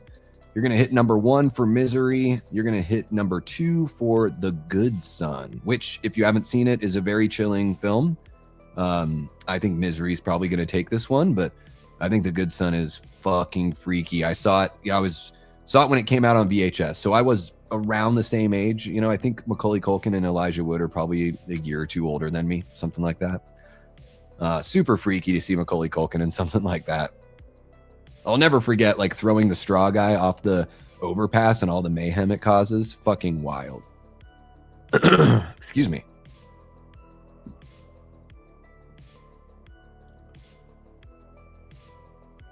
My aunt wanted me to wear heels, but you couldn't see them, so I wore my Converses. Oh, you must be telling a little bit of a story here. Steph telling a story. Oh, she got married at the Shining Hotel. Now, are you talking about the one? Because I know they shot some of the stuff in Colorado, and then they shot a bunch of stuff in the Mount Hood area as well. I think the actual hotel is in Colorado, but then the drive and everything was in Oregon. I don't know. Steph, was it in Colorado? Is that the spot you went to? All right, so this one is all wrapped up. Misery is taking this one. Boom. I just watched that I think I saw it when I was a little kid. I didn't remember it at all, so it was kind of like a first-time watch, not too long ago. All right, guys, this time we've got the original Texas Chainsaw Massacre, and it's going up against, now again, I didn't plan any of this. It's going up against the Friday the 13th remake, which I think is tough for Friday the 13th, the remake. Let's see here. The Texas Chainsaw, 2 different words on this one. Chainsaw Massacre versus Friday the 13th remake. All right, there we go. I think I know how this one is going to wind up if I know you guys the way I think I know you. I love both, but got to give it to Misery because of Kathy Bates' performance. I mean, it is incredible. It is really good. There's not many performers in Misery, and all of them kick ass. Yeah. I totally get that. Not going to lie, this one's really close for me. Yeah, The Good Son, I think, needs a little bit of, maybe not more love, but just I think it's a movie that's worth revisiting or even checking out if you haven't seen it before. Yeah, it's the Stanley Hotel, I think is what they call it. Yeah. And I think they have like shows out there and stuff. Like I think they do like full on, I don't know if it was like Face to Face was out there and played at like the Stanley, like, you know, they must have a ballroom where they do shows. All right, let's see where we're at on this one. This poll is finished. Boom, there we are. The Texas Chainsaw Massacre, as the Ramones would say, wins this round. And oh my gosh, this is so funny, guys. Again, this wasn't planned. I just wrote these movies out in the order of which they were released. And we have The Hills Have Eyes versus The Hills Have Eyes remake. Again, this was not planned. I think this is kind of funny, but we're going to find out, and I think it's going to be the remake, but you're going to hit number 1 for the original, The Hills Have Eyes, and you're going to hit number 2 for the remake, which, what is that? Is that an Alexander Aja, I believe? So there you go. The original or the remake. Get your votes in now. There we are. It's so funny that it ended up that way. I don't think so. I think it's just called the Stanley Hotel. I think it's always been that way. Yeah. I'm scrubbing it. Not my fave on the Friday the 13th remake. It's okay. It doesn't have the charm like the others. Yeah. Yeah, I think the OG Texas Chainsaw is all over it for sure. I do like the Friday the 13th remake, but yeah, it's a tall order trying to beat TCM for sure. I mean, I think the original Texas, while I don't know if I would put Leatherface on a Mount Rushmore for like all of slasherdom, but if we're just making like, if we're just doing a Mount Rushmore of like important slasher movies, like I think the original Texas Chainsaw Massacre belongs there for sure. I think it changed and affected quite a bit. All right, we've got this all wrapped up, and it looks like the remake is crushing it on this one. Boom, there we go, the remake. And guys, this remake is going to end up going against the original Texas Chainsaw Massacre in the next round. So it's going to get even tougher. Okay, coming up next, we have Dracula, Prince of Darkness. I believe this is a version of Dracula that has... Is this the version with Jack Palance? Or is this a Christopher Lee? I can't remember. This is one of those Hammer films, though. So you're going to hit number 1 for Dracula, Prince of Darkness. And you're going to hit number 2 for It, Chapter 1. Specifically Chapter 1, which I don't think you have to watch any further than that. At least with Andy Muschietti's movies, unfortunately. Okay, there we go. We got the timer started for 1 minute. Dracula, Prince of Darkness versus It, Chapter 1. Christopher Lee. Cool. Yeah, I know Jack Palance is in one of those, but yeah, I don't think he's in any of the Hammer ones. It has Donald Pleasance. Well, I'll take all the DJ Donnie P as I can get, you know, that's what I call him, DJ Donnie P. All right, everyone's hopping on that 2 train. Boom, It Chapter 1 just killing it. I think we can close this one out already. Yeah, you know, in a different time and in a different medium. Yes, absolutely. All right, guys, I'm going to just wrap this one up because y'all, you know, clearly are picking It Chapter 1. So we're just going to, for some of these, we might just move on just so I don't keep you guys for 3 hours. I'd like to keep it at 2 if we can. But we're definitely going to go beyond that based on what I'm seeing here. All right, guys, next up is Fright Night and the Faculty. Okay. Which movie is best? Fright Night, that's going to be your number 1. And number 2 is The Faculty. There we go. That poll is up there. The timer is started. You have a minute to vote. Get in your votes. Starting out 50-50. I love it. Oh, Fright Night's jumping out. Holy shit. Oh, there's an evening. 50-50. We're back there. All right. Not too keen on vampire movies. Yeah, well, really, it's not about that. It is just, it's just being respectful of your guys' time, ultimately. Like, I'm trying to keep my streams around 2 hours. I get sometimes they just go a little bit longer. We're sticking to business pretty much. Probably the first 20 minutes, I was just talking to you guys and everything. Yeah, the OG to you. If there is a remake that gets put in there, I'll make sure it's very, it'll be like remake in all caps. I'm not doing like for the original. I'm just leaving it blank. I'm giving the original the respect of not, singling it out like that. They're all really tough. Yeah, they are. These are tough decisions to make. At least they're inconsequential, right? Don't we have enough tough decisions that are far too consequential? Isn't it kind of nice to be like, oh, I could hit either 1 or 2 and it's not really going to change my life very much. This is just for fun. There's a freedom and a power in, giving yourself license to just have some fun. Okay, guys, we're wrapping this one up. There we go. The Faculty barely wins with 1 vote over Fright Night. So there we go. We are moving on. Coming up next, guys, we've got Frankenstein Must Be Destroyed versus It Follows.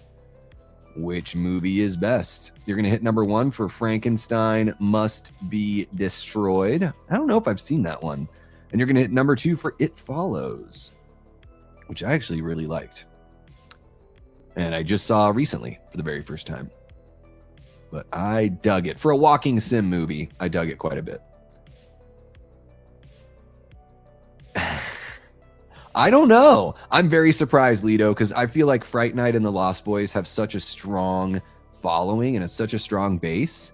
Maybe I don't know. Maybe do we have some younger folks in the audience? I really don't know. And I feel like a lot of people are kind of in our age group-ish, Lido. Like that's the kind of vibe I get. But I think that if there are people that are, even just 10 years younger than us, like that generation might not have like, I feel like Fright Night was such a big part of like, going to the video store as a kid and seeing the Fright Night VHS, like just the cover, like, even I didn't see the movie until I was a teenager, but I knew what the movie was because of that experience. So I wonder if that's a little bit of the difference there.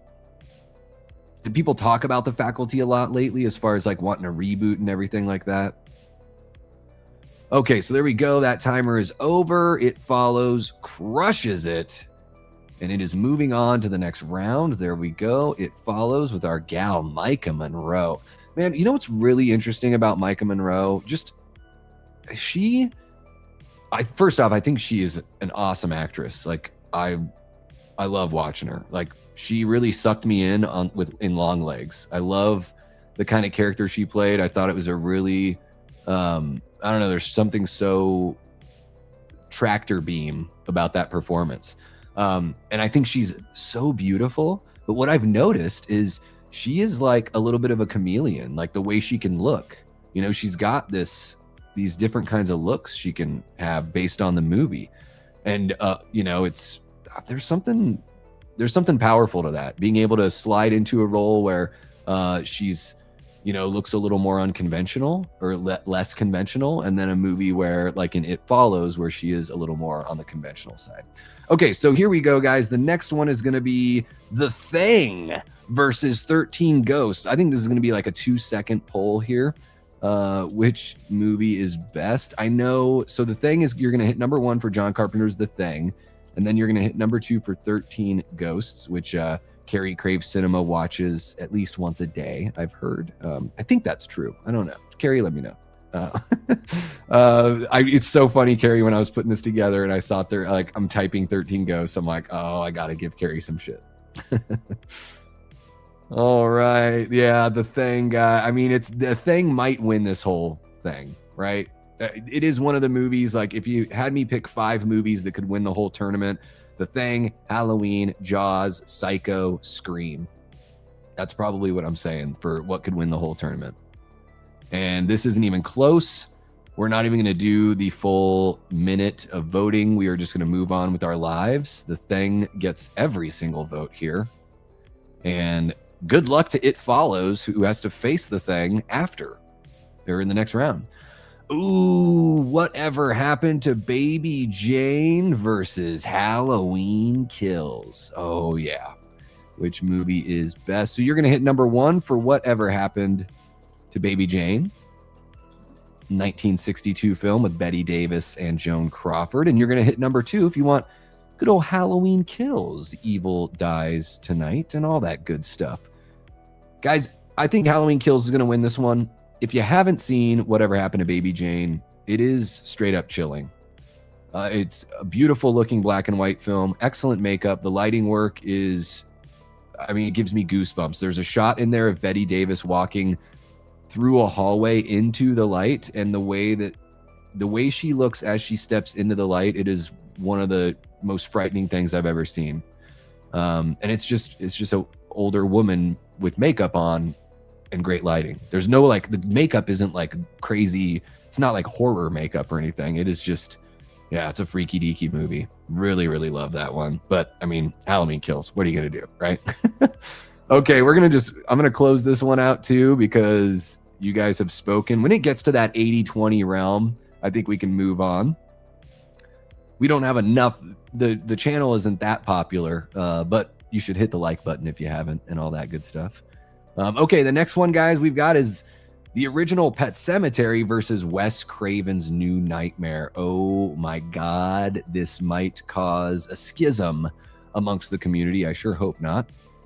Which movie is best? I always spell this wrong because it's an incorrect spelling of cemetery, and I always fuck it up. I fuck up the incorrect spelling of cemetery. Wes Craven's New Nightmare. I mean, Pet Sematary, the original one, I just watched it for the very first time about a month ago, and it blew me away. Shout out to Mary Lambert, who directed the fuck out of that movie. It is so unsettling. It is so, I don't know, like, it's just got, the tone of the film surprised me. The way the movie looked, it was amazing. I think it's one of the best Stephen King adaptations, at least that I've seen. It's right up there with Misery as far as adaptations go. I've seen other stuff that Mary Lambert's done. I really like her work. I mean, Wes Craven's New Nightmare is, a masterpiece in its own. So 2 very different films here. I'm kind of surprised that it's not closer than it is, but it is, there's a little bit of an evening out here. 20 seconds left, guys. We'll keep it rolling the whole time. Yeah, it's really good. Dude, I saw Chris's like travel vlog from Dashboard. He's going out there. Looks like they're flying halfway across the world. Yeah. I know, it's so tough. So Nanette, if you really don't know, you can always just flip a coin. It's just for fun, right? It's just for fun. What I would say is, if you really don't know, you're like, man, I love both of these movies. Which one would you want to watch right now? Like, in this moment, if I told you, Nanette, Pet Sematary or Wes Craven's New Nightmare, which movie do you want to watch with me? That's the movie that you should vote for. The one that you would grab right off the shelf in this moment. And again, we're just having fun, and it doesn't mean that we're saying any of the movies are bad. That's the cool thing. All of these movies we love. We love all of these movies. That's the promise we made as part of this community. And guys, Wes Craven's New Nightmare takes it. I know that some of you are very happy about that. Oh my gosh, The Exorcist and Insidious are next. My vote would be controversial. So we have The Exorcist from 1972, I believe, and Insidious, which is, I don't know, 2014, something. I don't have the time to remember when these newfangled movies came out, but hit number 1 for The Exorcist, number 2 for Insidious. How about that? Oh, there we go. Get that timer going. I guess I need to give The Exorcist another shot at some point. Religious possession movies are not really my thing. So, yeah. Pet Sematary, there you go. That's what I always think of. Which one would I pick up off the shelf more often? You know? And I think about that too when I get to that. Is this a 4-star film or is this a 5-star film? It's kind of like, how soon am I going to want to come back and watch this movie? You know? That's a big thing for me too. All right, guys, we are going to end this one. Stick a fork in it. This one is done. The Exorcist is moving on, and it ain't even close. Goodbye, Insidious. See ya. And next up, we got the original Halloween and The Descent. Neil Marshall's The Descent. Yeah. Oof, man, this is a tough one for The Descent because I think the original Halloween from John Carpenter is going to take this one, and it's going to be done in about 3 seconds here. But I think The Descent is fucking amazing. I couldn't vote for it though over Halloween, so sorry, The Descent. I can't give you that love, you know. I'd be surprised if anyone votes for The Descent. Maybe you can prove me wrong just by doing it. Yeah, I think The Descent is great too. Oh my gosh, Stephanie. Oh, I can't even tell a story like that because there wasn't a movie on or a song on or anything during that experience. Although I was in a kitchen, it was in Douglas Island, you know, which is on the other side of Juneau, and a great view of the channel out there. And yeah, the V card was lost in the kitchen. Maybe an unconventional way to lose the V. I don't know. All right, here we go, guys. That one is all finished. We're going to stop that one. 13 votes for Halloween. Nothing for The Descent. We're sorry, The Descent. You're still a really good movie, but you had no chance against Halloween. All right, coming up next, we have Gamera, the giant monster, the very first Gamera film, which it's just hilarious that won, but I love it. The giant monster versus Hereditary, the Ari Aster film. Here we go. Boom. We'll start that timer. Hereditary, so you're going to hit number 1 for Gamera, the giant monster. Gamera is a friend of all children, by the way, guys. And you're going to hit 2 for Hereditary.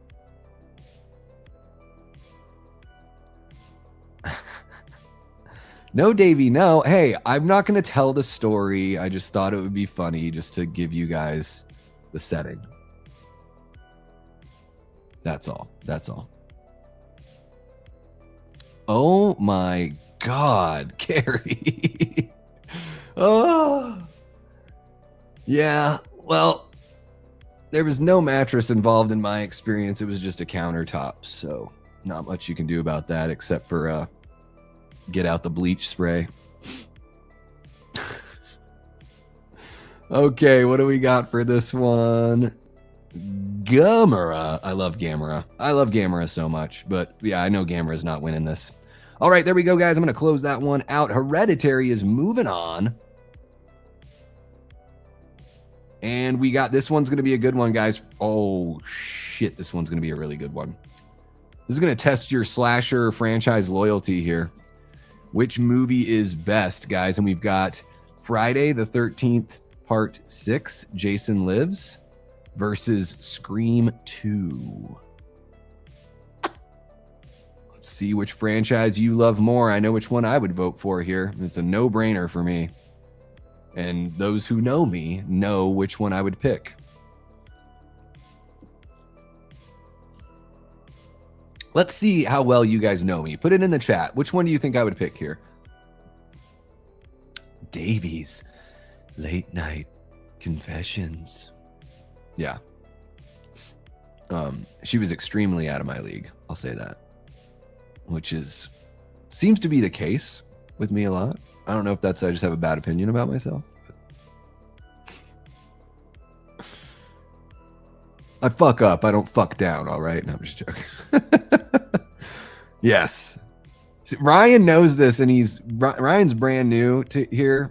Well, at least I think you are, Ryan. I think you came in with either the Evil Dead video or the Barrera video. But you're right. Jason Lives is my favorite in the Friday the 13th franchise. So I would pick Jason Lives. Yeah, I think it's amazing. It's meta before, you know, Scream and before Wes Craven's New Nightmare. Maybe it's the first meta horror film. I don't know. But 1986, that's pretty early for meta in horror.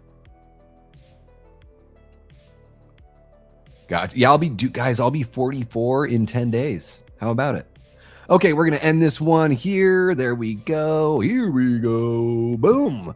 Jason Lives wins this one, and I love it. Oh, I love it, you guys. Thank you for not letting me down. All right, next up we have House of Dark Shadows versus Evil Dead. And let's see which movie is best. And if you House of Dark Shadows. So it's Evil Dead. That's 2013. The Evil Dead is the original. Evil Dead is just 2013, but I'll put 2013 right next to it just so you guys know what we're looking at. House of Dark Shadows, you know, I know it's based around that whole like Dark Shadows. Was it a TV show or was it a movie? I know nothing about the whole Dark Shadows world. I think they're vampires. I think they're kind of comedies. I don't know. Like, you guys have to tell me. But it's going to be tough to beat Evil Dead here. It's going to be very tough. Yeah. Let's see here. What else do we got? I was born in 1982. May 18th, 1982 in Groton, Connecticut. Never been back. Only lived there for 2 months, and then we went to Bowie, Maryland. So, yeah, I don't even know what Connecticut's like. I'll have to go back someday. All right, Evil Dead 2013 is crushing it on this one. We're going to stop that poll. There we go. Boom. And then we just had Evil Dead from 2013. Next up, we've got The Evil Dead, the original, versus the Gore Verbinski Ring movie from, I think, 2002. Which movie is best? So it's the American remake of The Ring up against The Evil Dead from 1981. I'll put that in here just because it's confusing with the not there or there.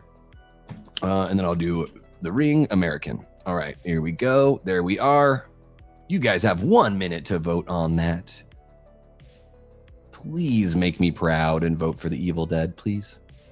It's the least you could do.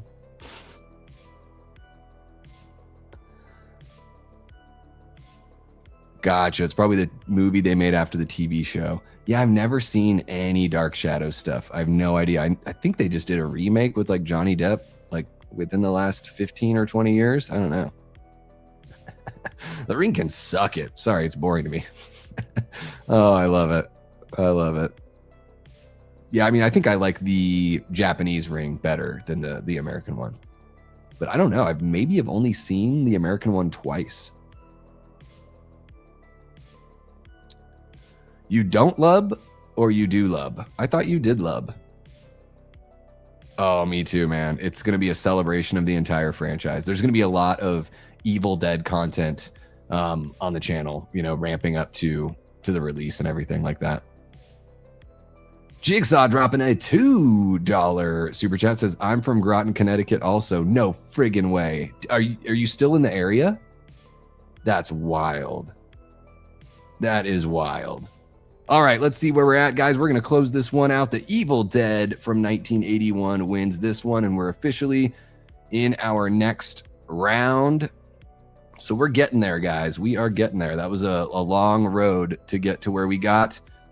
Psycho versus The Silence of the Lambs. Okay. What do we got here? Psycho, The Silence of the Lambs. Bam. There we are. You've got 1 minute to vote. Number 1 for Psycho, number 2 for Silence of the Lambs.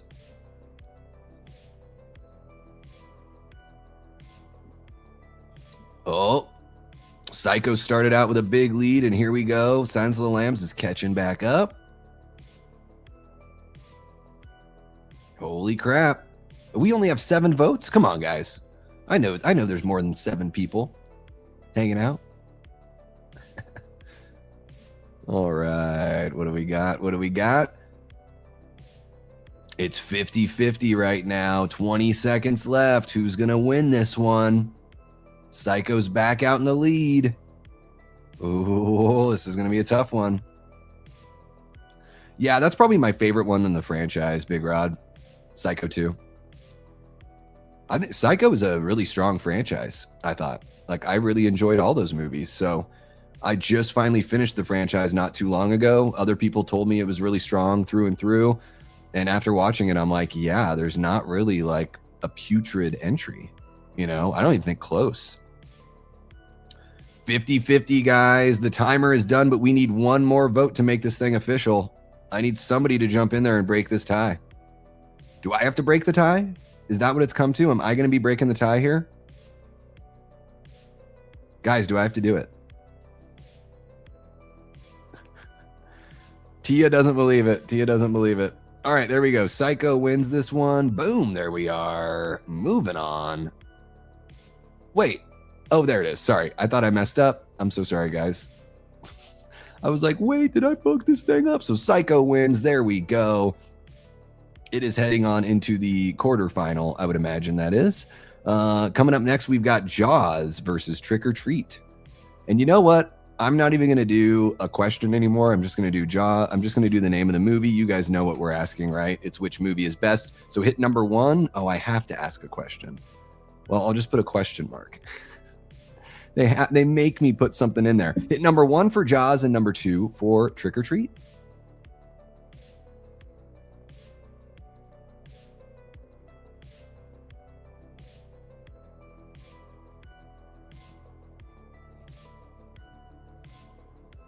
So yeah, Jiggy, I was born, my dad was in the Coast Guard, so I was born, you know, he was living at the base at that time. So I think the base was in New London, and I was born in Groton, technically. All right, guys, I'm just going to close this one out, I think. I don't think we need to take this one any further. You're going to need a bigger vote. That's a good one, Iris. And Iris got the quote right. It's not we're going to need, it's you're going to need. Iris knows her shit. I can, real recognizes real. Iris, that's what's happening right now. Okay. Guys, Jaws is moving on in this one, and it's a no-brainer from you guys. Trick or Treat's a lot of fun, but oh my gosh. And then in the next round, guys, we're going to have Psycho versus Jaws. Shit's getting real very quickly. All right, Green Room versus A Nightmare on Elm Street. Gosh, I wonder which way it's going to go. So Green Room is going to be number 1 for Green Room, number 2 for A Nightmare on Elm Street. So there we go. There it is. That poll. Oh, there we go. The poll is up. Hit 1 for Green Room, 2 for A Nightmare on Elm Street. I doubt we'll need the full minute here. Let's see how it goes.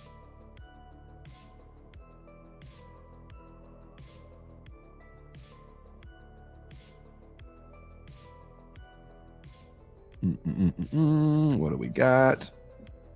You guys are all, oh my gosh, tons of Nightmare on Elm Street here.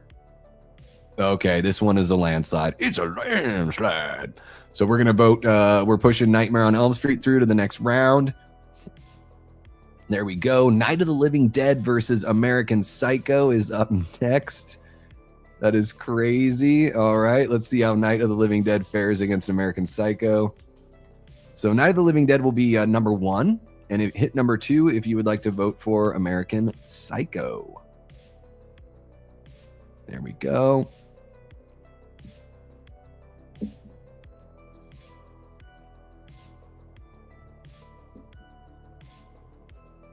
All right, 50-50 right out of the gate. What's going to happen here?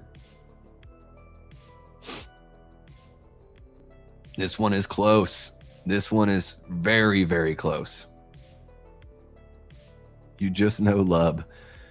I don't know what it is, Carrie. I think he's super talented.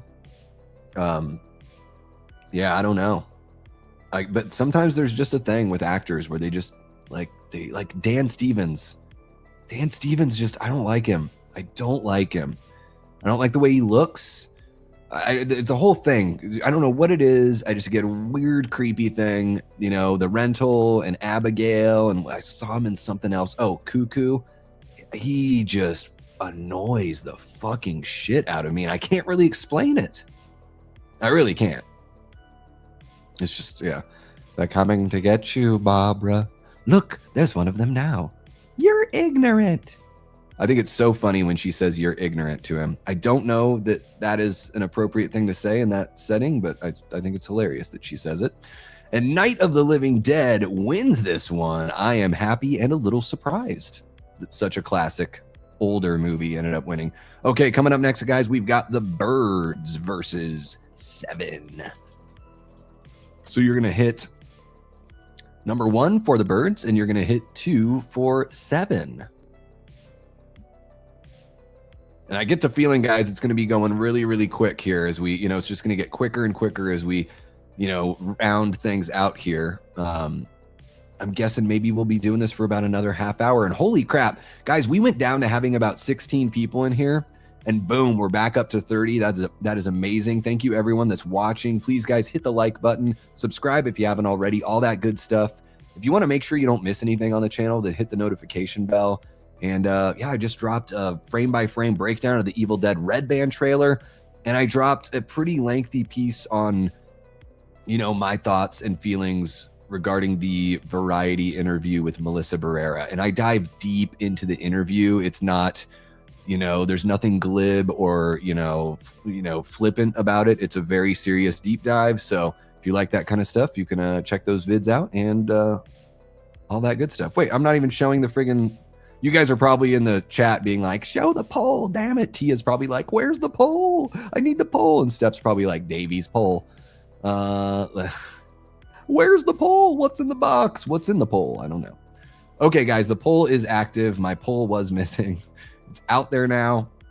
It is out there for everyone to see. And Seven is crushing it over The Birds right now. And I know I was in the middle. Yeah, I know I was in the middle of saying something, and then I realized I didn't have the poll up. Yeah. The poll! I need the poll! Yes. No, I know. Oh, shit. I'm not a professional, guys. I'd love to be one, but I'm not. Okay, so this one looks like it's donezo here. I'm going to stop that. Seven wins all day. So there we go. There's no hope for The Birds. The Birds is for The Birds is what we're learning here.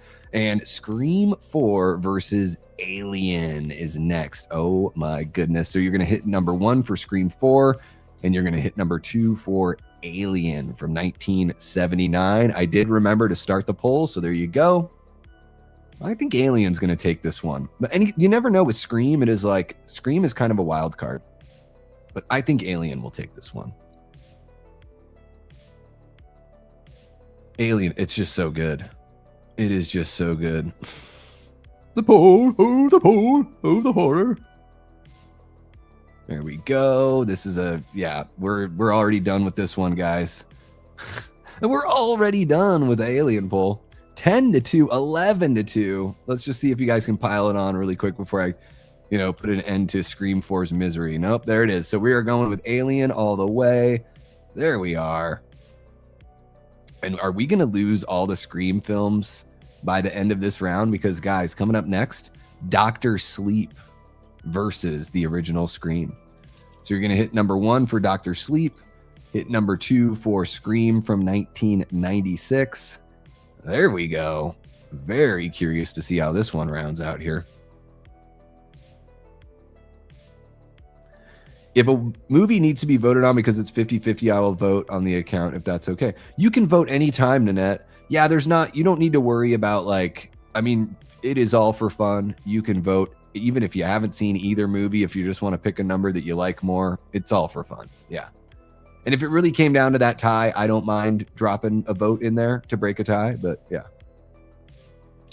Yeah. It's seemingly there are no Alien polls because they, the way they propagate their species is a way that's not traditional, mating, right? We got Dell on movies hanging out. What's happening, Dell? It's been a while, man. Hope you're doing well. Great to see you jumping back in. Hope 2026 is rocking along for you and yours, that you and your family are doing well, man. Always a pleasure to see you jumping on in. Okay, we're going to end this one, guys. Scream is crushing it over Dr. Sleep. So, holy cow. I'm kind of surprised that it's not closer. And again, I haven't seen Doctor Sleep yet, but I've heard it's fucking amazing. Like, I've heard it's better than The Shining. So I'm sort of surprised it wasn't closer. This one, another one that I'm curious to see how you guys vote on this. It'll be, we're going to do The Shining versus Sinister. So hit number 1 for The Shining, hit number 2 for Sinister.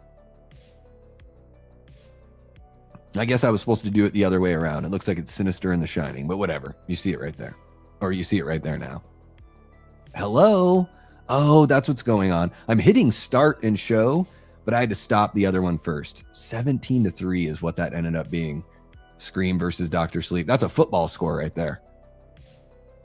That's a dominating football score. Holy shit, The Shining just crushing it over Sinister. Yeah, it's tough to beat a classic, right? Tough to beat a classic directed by Stanley Kubrick. Like, good luck. I mean, I think Sinister's fucking... Like, I would rather watch Sinister if you ask me right now. I'm not going to go say that it's like a better made movie, but I would just rather watch it, I guess. Ethan Hawke? Alcoholic Ethan Hawke? Kids running backwards in slow motion? Come on. I'll take all that you got. All right, there we go. We're going to end that one. The Shining wins handedly. Not even close. And good luck. Scream versus The Shining in the next round. All right, guys. Coming up next, we've got Sinners and Misery. Oh, shit. So hit number 1 for Sinners. Hit number 2 for Misery. Which is the better film? Let me know in the vote. I think Sinners is going to run away with this one, but I could see it being close to 50-50. Yeah, I guess we'll see. I just know, I mean, Sinners is just so fresh and so new. You know what I mean? It's just on everyone's brain still. I've heard a lot of people say that, Shane. And, you know, I haven't seen any version of Dr. Sleep, but I've heard the director's cut especially is like totally worth the extra half hour of time and that it's amazing. Yeah. Oh, yeah. I mean, he's, oh my gosh. Yeah. Very handsome. I think like Ethan seems to me like what I love about him is he just seems to be so down to earth, so full of gratitude for the life that he's had and, you know, so appreciative of every bit. I think those are the actors that I really find myself enjoying as I get older are the people that seem like truly grateful and that they know, hey, what I get to do is like an incredible gift, like to be able to do this for a job and to be able to live this kind of lifestyle, you know? So he's really good. You know, his daughter's pretty good too. I wish she kind of got sidelined in season 5 of Stranger Things, which was just bad anyway. But I think Maya Hawke's like super talented too. Like legit, even though she's a Nepo baby, I think she earns it with her skill. Okay, I'm going to stop that poll. Misery beats Sinners. And that is proof that we have a really eclectic group here, guys, that a movie from 1990 could beat a powerhouse like Sinners, you know? Okay, Texas Chainsaw Massacre, the original, versus The Hills Have Eyes remake. So I'm going to TCM original, The Hills Have Eyes remake. I mean, TCM could be at the very end of this thing too. It's very likely. Texas Chainsaw Massacre versus The Hills Have Eyes. And the hills run red. One of my favorite Connell Cochran lines from Halloween 3, Season of the Witch. Yeah, I never watched those haunted house movies. The scary movies did not do it for me, so I avoided the haunted house movies. Yeah. Grizzly6878, welcome on in. I must have missed you when you jumped on in. Is this Brad? I don't know. Maybe it's my buddy Brad. I don't know. YouTube me 7195. Welcome on in, YouTube me.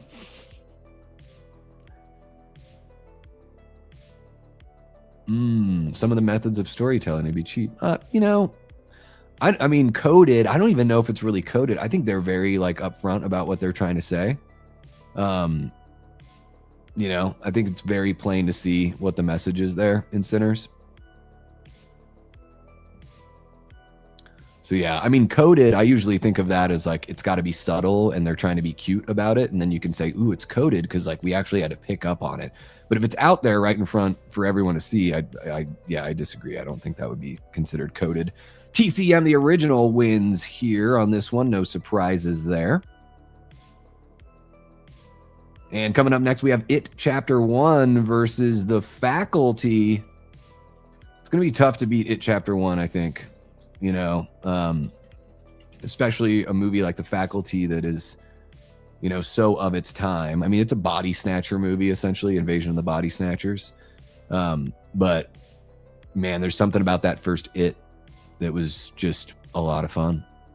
Holy cow, 30 people hanging out. You guys are amazing. Thank you for spending some of your Friday night here over on the Davey Deathray channel. It's just after midnight out there on the East Coast. So any of you night owls on the East Coast, welcome, welcome. It's just after 9 o'clock out here in the desert. And if you are not yet subscribed, but you like the vibe and you like what's going on, think about hitting that subscribe button. We're 16 away from hitting 3,000. I'd like to hit 3,000 by my birthday on May 18th. I think we can do that. I think we could hit 3,000 by the end of the weekend. But, you know, that's all up to how much the channel gets shared and maybe a little bit of something I could do, you know, to help that. Sinners over Misery, both are slow burns, but Sinners offers so much more than Misery. Yeah, they're two very different films. Yeah, it is tough to, like, compare them, you know, in quality. She is pretty cute. Yeah, Maya Hawke's I mean, she's Uma Thurman and Ethan Hawke's kid. I like her voice too. She's got a nice little raspy voice.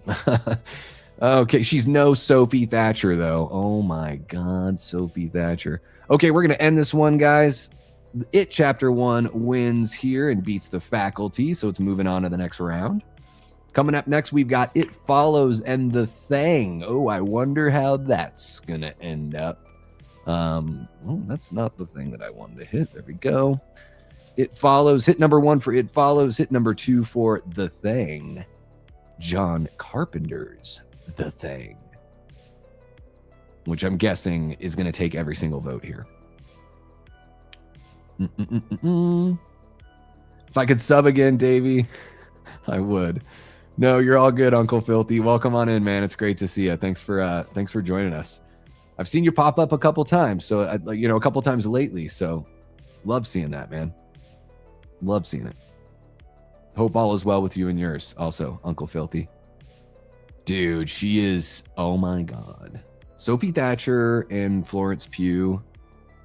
And I'm trying to think, is there another chickie? I mean, what is her name? Daphne Keane from, you know, she was just in Whistle. I mean, she's pretty young, but yeah, Sophie Thatcher. I think that's like my main crush right now. She's got that like funky lip thing going that I just love. I don't know what it is. It's a funky lip thing and I really love it. Let's see here. Let's see where we're at. The Thing is crushing this one. We're going to end it right there, guys. The Thing beats It Follows. Jamie Hart would be very happy to see It Follows leave. And coming up next, Halloween Kills and Wes Craven's New Nightmare. Oh my gosh. We are going to get into some franchise warfare here. So is it going to be Halloween Kills or is it going to be Wes Craven's New Nightmare? Man, this is a tough one for me.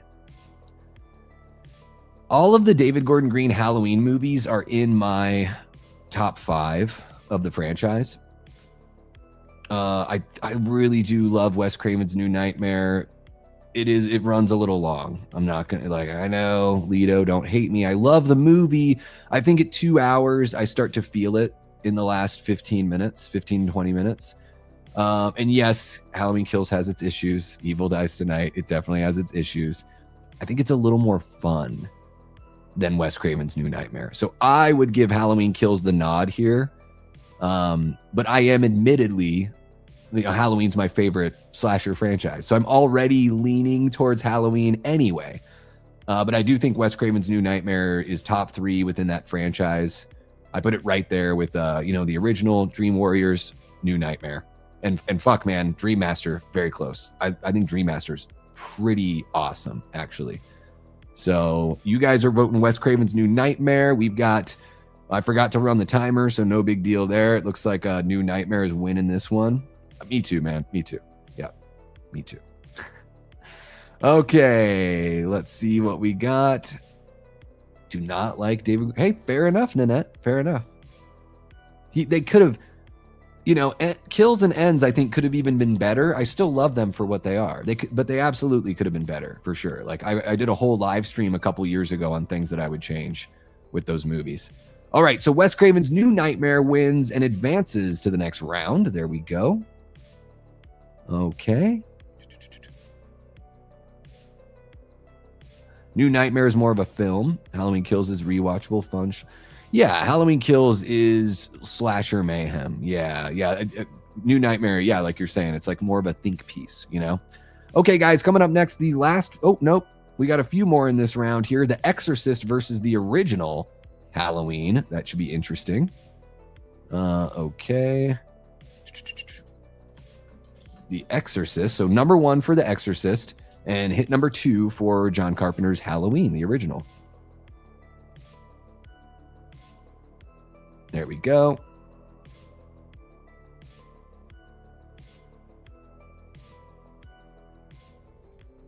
What's going? Ooh, it's tight. Guys, don't upset me here. Don't upset me by having a religious possession movie beat out Michael Myers. Like a religious possession movie. I don't even care if it's The Exorcist. Come on, guys. Halloween's barely winning. It's barely winning. Oh my gosh. The pucker factor is real, folks. The pucker factor is real.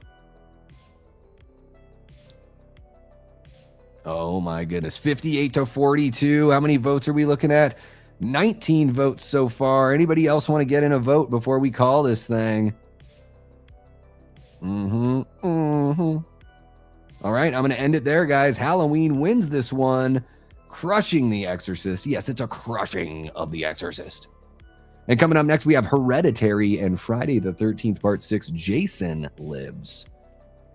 All right, so number 1 for Hereditary and 2 for Jason Lives. All right. And I'm getting into my shorthand, guys, just to save time. So there we go. That poll is up there. Hit number 1 for Hereditary, number 2 for Jason Lives.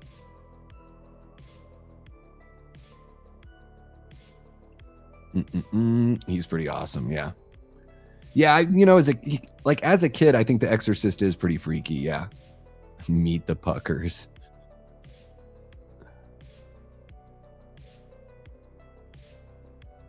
Combining all variations of The Exorcist was the first great possession. Yeah, I don't know what it is. Religious possession movies just bore the hell out of me. No contest here.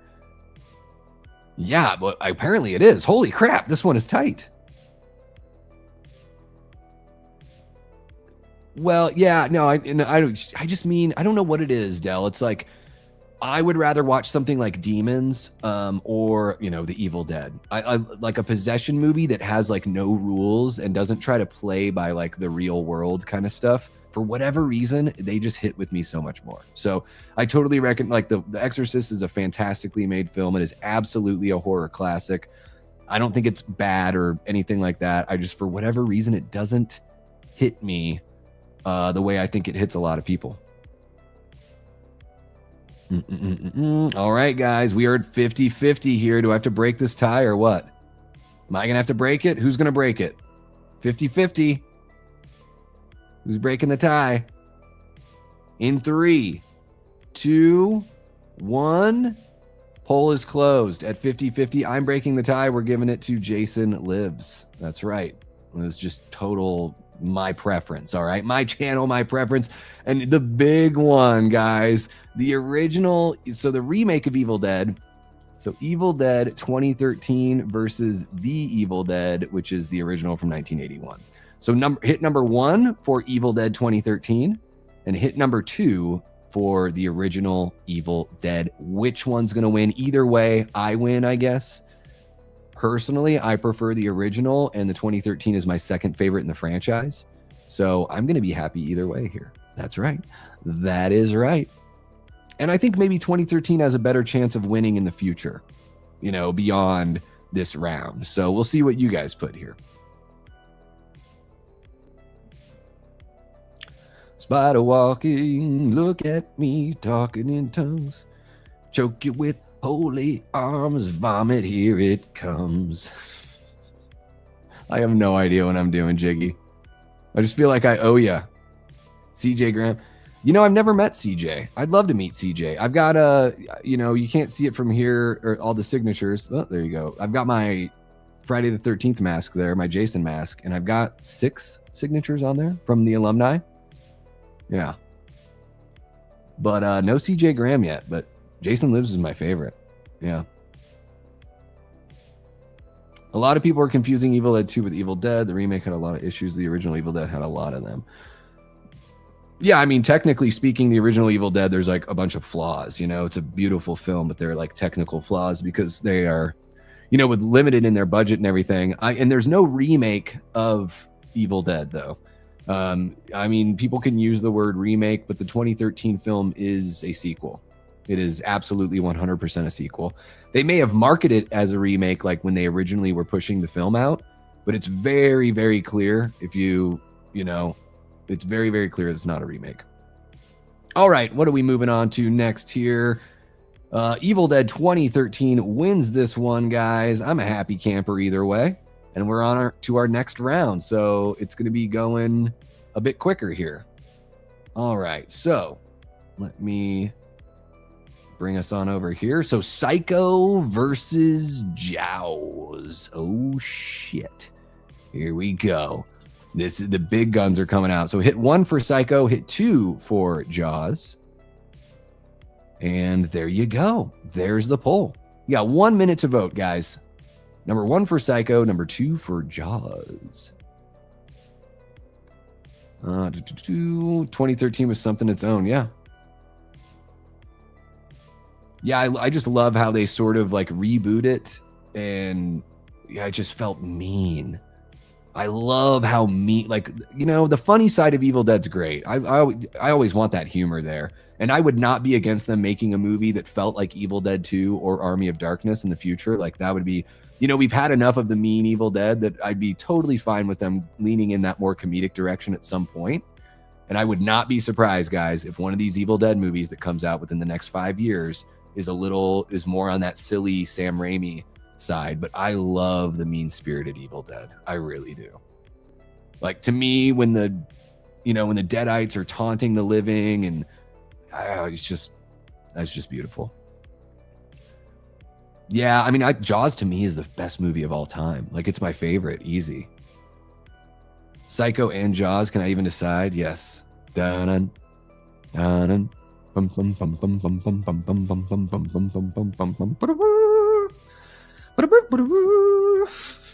All right, Jaws wins this one, guys.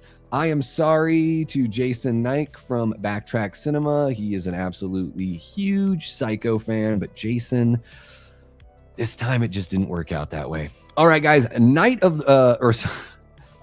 on Elm Street versus Night of the Living Dead, the original Night of the Living Dead. I know how this one is going to go. A Nightmare on Elm Street. So hit 1 for Elm Street, hit 2 for Night of the Living Dead, and voting is officially open. You guys have 1 minute to comply. You have 30 seconds to comply.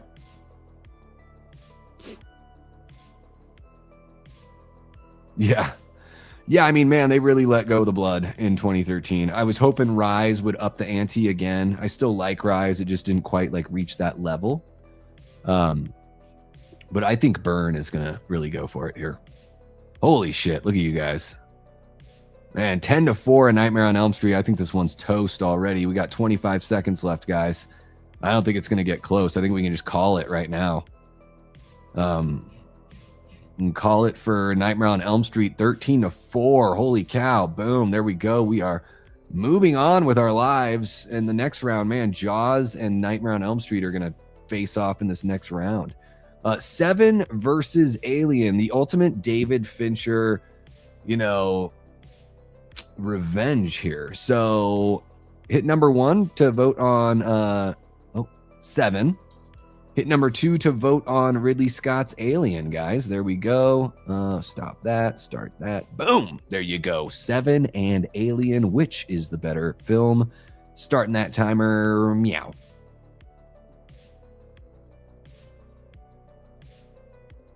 Holy cow. I did not foresee this taking as long as it did, or as it is taking. So you guys are fucking troopers for sticking with me. Everyone that's jumping in midstream, love you guys as well. Thank you for hanging out. Jigsaw dropping an 8. Love it. Aliens winning so far. It's not a total runaway, although we're getting there, guys. 9-5. Yeah, we're getting there. Oh, 6-9. 10-6. Okay. Got 20 seconds left, guys. 20 seconds.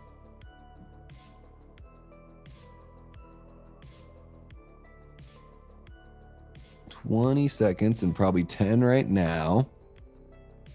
And what I'll do, guys, if there's a way I can save this bracket at the end and like share it on the community tab, just so that way you guys can, maybe some people that didn't catch the stream can check it out, or we can, if you ever want to be like, what the heck, who won this round? Not saying that you guys would necessarily, but couldn't hurt to have it out there. Okay, sorry, I'm just clearing up some space here. All right, the timer is done. Alien wins this one, guys. 10-7. So boom, there is that one. Alien is moving on, and we're going to find out next what Alien is going to be facing. It's either going to be Scream or The Shining. So who's going to win here, guys? Is it going to be the original Scream from 1996, or is it going to be The Shining from 1980? That is up to you guys. I'm going to start that poll right now. We're getting the timer going. There you go. You have a minute to vote. Choose wisely.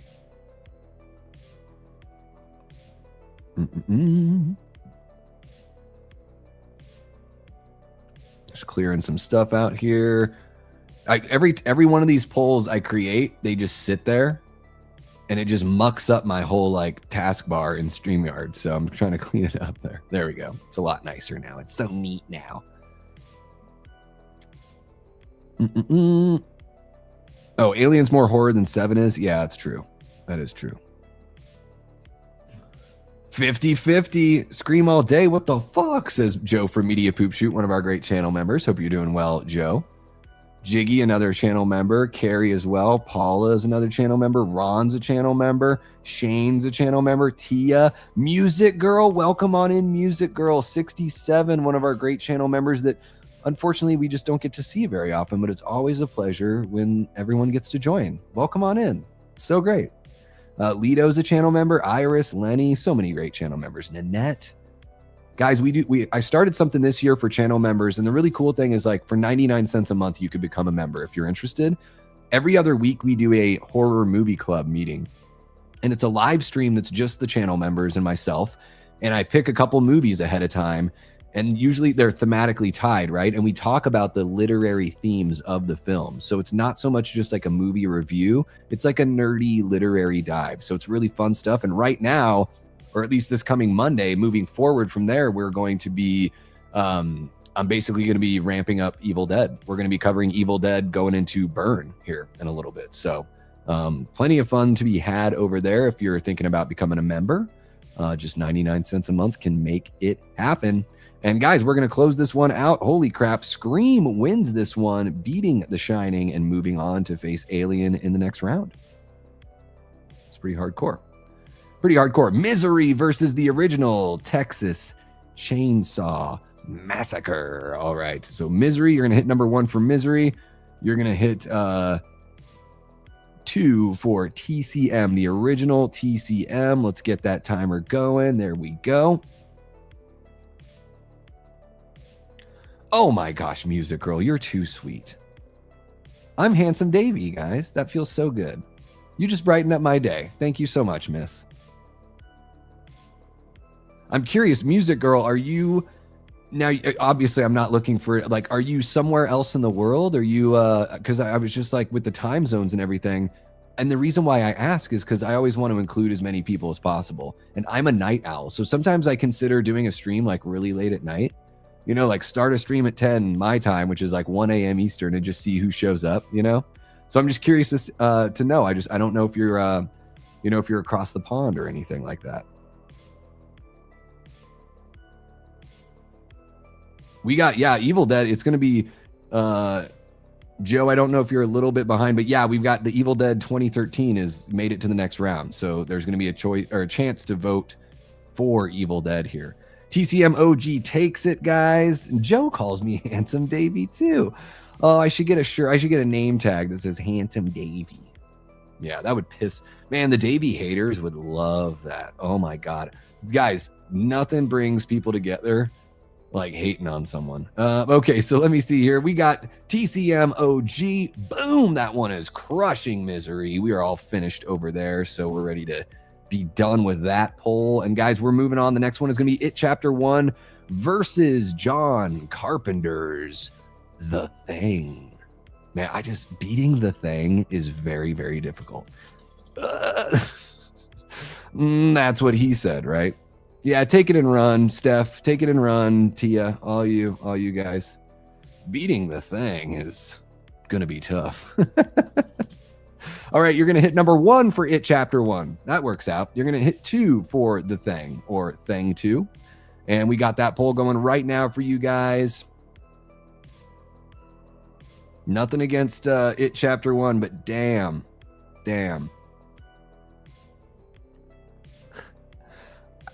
At least I caught it like before everyone else did, I think. Yeah, you might as well run with it, right?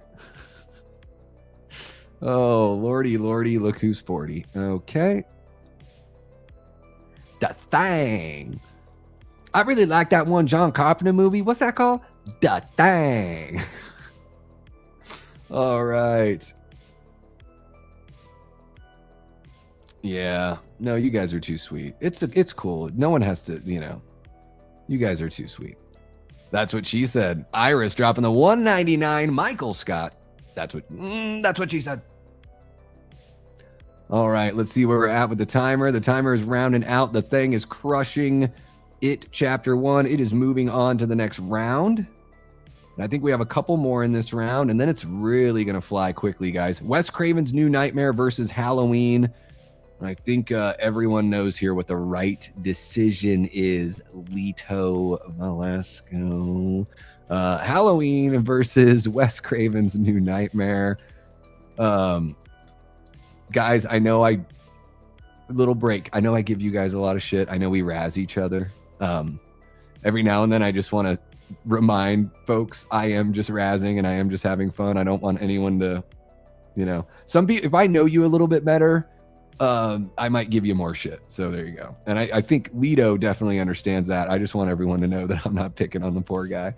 Or I am, but it's because I love him. How about that? Guys, it's a weird thing. My family, I've probably talked about this before. Like my family, one of the ways that we show each other that we like one another is we kind of give each other a good-natured hard time, you know? It's like, look, if I didn't like you, I wouldn't razz you. The fact that I'm razzing you shows like, yeah, I know enough about you, and I, you know, want to give you a tough time. Why are we whack?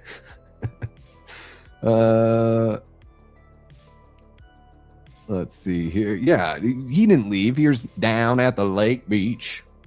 Oh my God, Lido did vote for Halloween. Hello.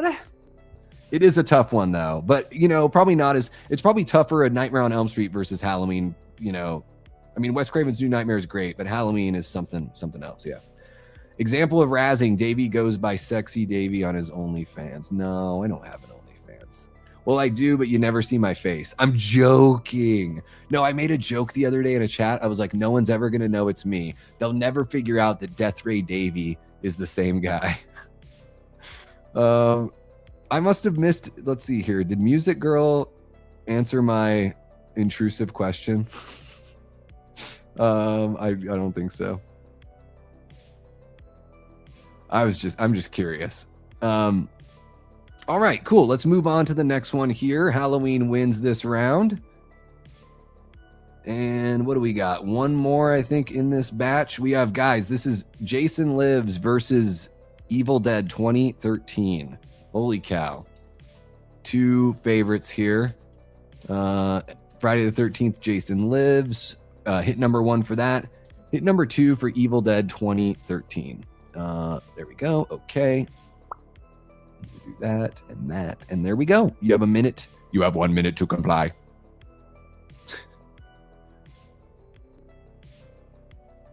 Yeah, they're like, I gotta check it out. Oh, you did. I just totally missed it. Let me scroll back up.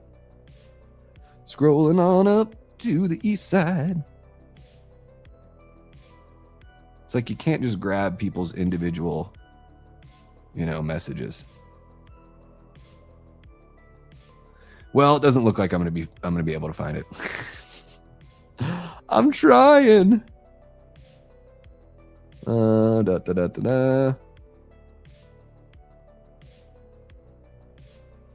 Yeah, I must have missed it.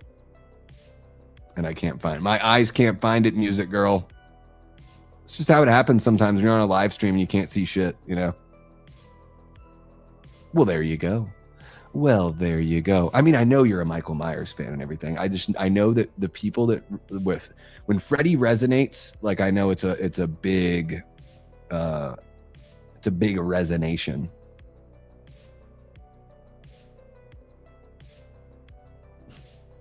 You got to take that break either way, right? I need to see your poll. Wait, that is vote? What? Joe, what's going on over there, man? Yeah. Let's see here. Okay, guys, this one is wrapped up. We are ending this one. Jason Lives moves on to the next round. That is A-okay. That's just how it's going to work out, right? Okay, now we're in our quarterfinals? Yeah, quarterfinals, guys. Jaws versus A Nightmare on Elm Street. Oh, my goodness. So hit number 1 for Jaws. Hit number 2 for A Nightmare on Elm Street. Guys, they're not going to get any easier here, okay? It's not going to get any easier. It's just going to get harder. It's going to get harder. It's going to be very rigid, And we're definitely going to be in a tight spot in a lot of these,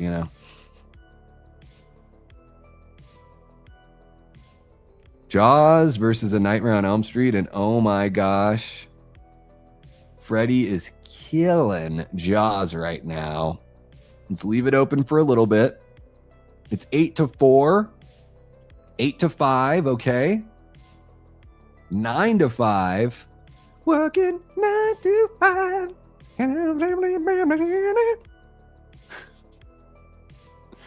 10-5, okay, I'm calling it. I think that's it. I don't think we can go. I mean, basically 70-30 at this point. Boom. I'm ending that one. Nightmare on Elm Street is moving on to the next round, to the semifinal. Let's see here. Alien and Scream are next up, guys. What the frick just happened here? I'm so sorry, guys. Okay, there we go. So Alien hit number 1 for the original Alien, hit number 2 for Scream from 1996. There we go. That one is up there. You guys have 1 minute to get your votes in. Happy voting. Hope it treats you well.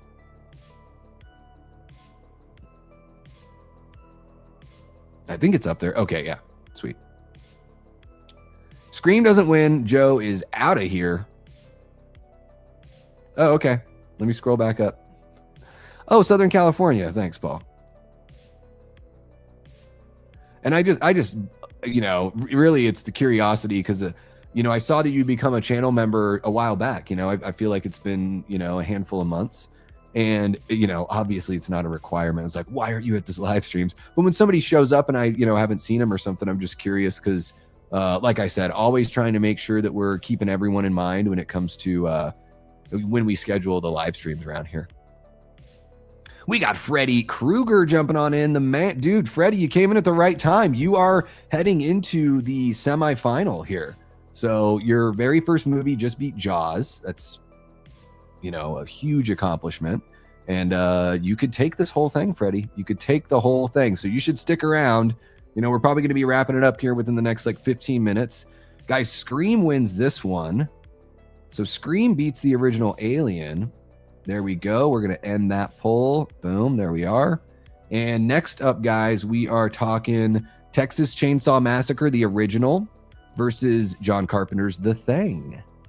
So TCM OG and The Thing from John Carpenter.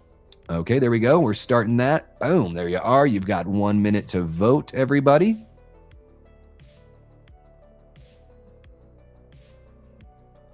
And so Joe gets to hang around because Scream won. So there you go.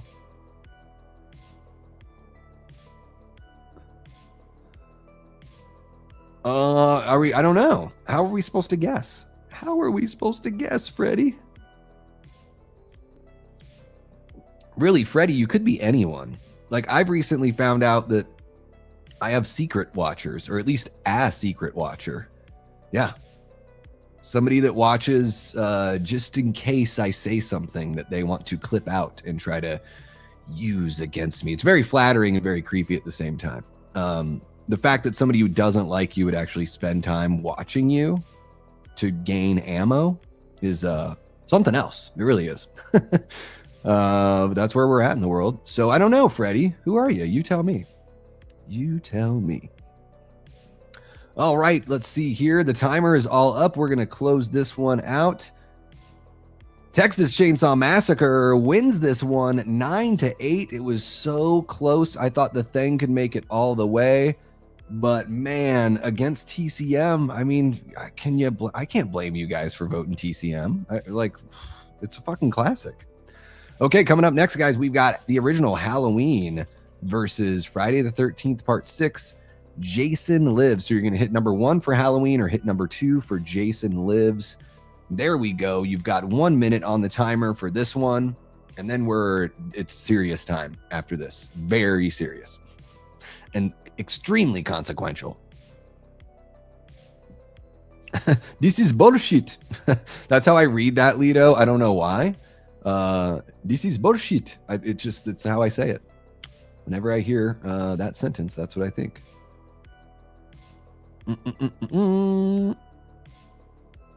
So it seems like Music Girl and Carrie know one another.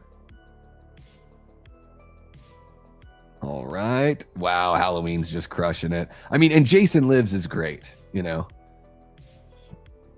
Think about one of your members that pays you that likes Freddy.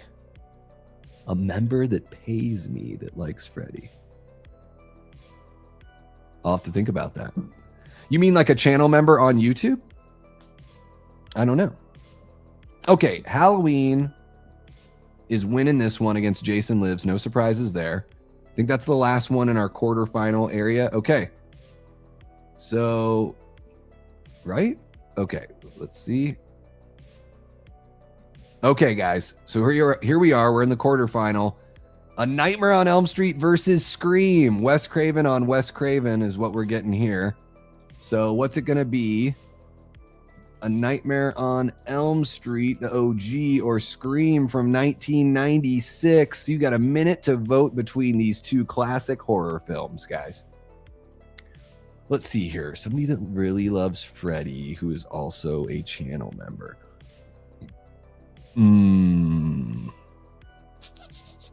I feel like this is a no-win game for me. I'm gonna upset Freddy Krueger. And if I upset Freddy Krueger, then I'm really in trouble.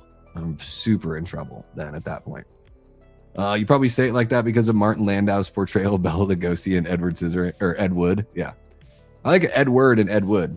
Oh my God, Martin Landau's so funny. Like, I'm kind of saying it with, and don't hate me, guys. Like, when I don't know what it is. I don't know if it's like I heard it from an actor, like a Middle Eastern or like Indian accent is what I hear. Because I hear it from like a TV show or a movie, and that's what I'm imitating. I know people, hate me if you want to. Whatever. Good God, Joe. Good God. I'm going to make Freddy's going to leave the chat because Freddy's going to be like, oh, shit. Yeah. Sorry, guys. The way that StreamYard does the polls is if you hit start on a new poll, but you didn't stop the previous one, they won't let you. So I clicked the button like you, Joe, hit and play. I clicked the button, but nothing happened. There you go. Nightmare on Elm Street and Scream. Get your votes in now that the poll is actually up there. There we are. All right. Nightmares. Oh, 50-50. It's catching up here.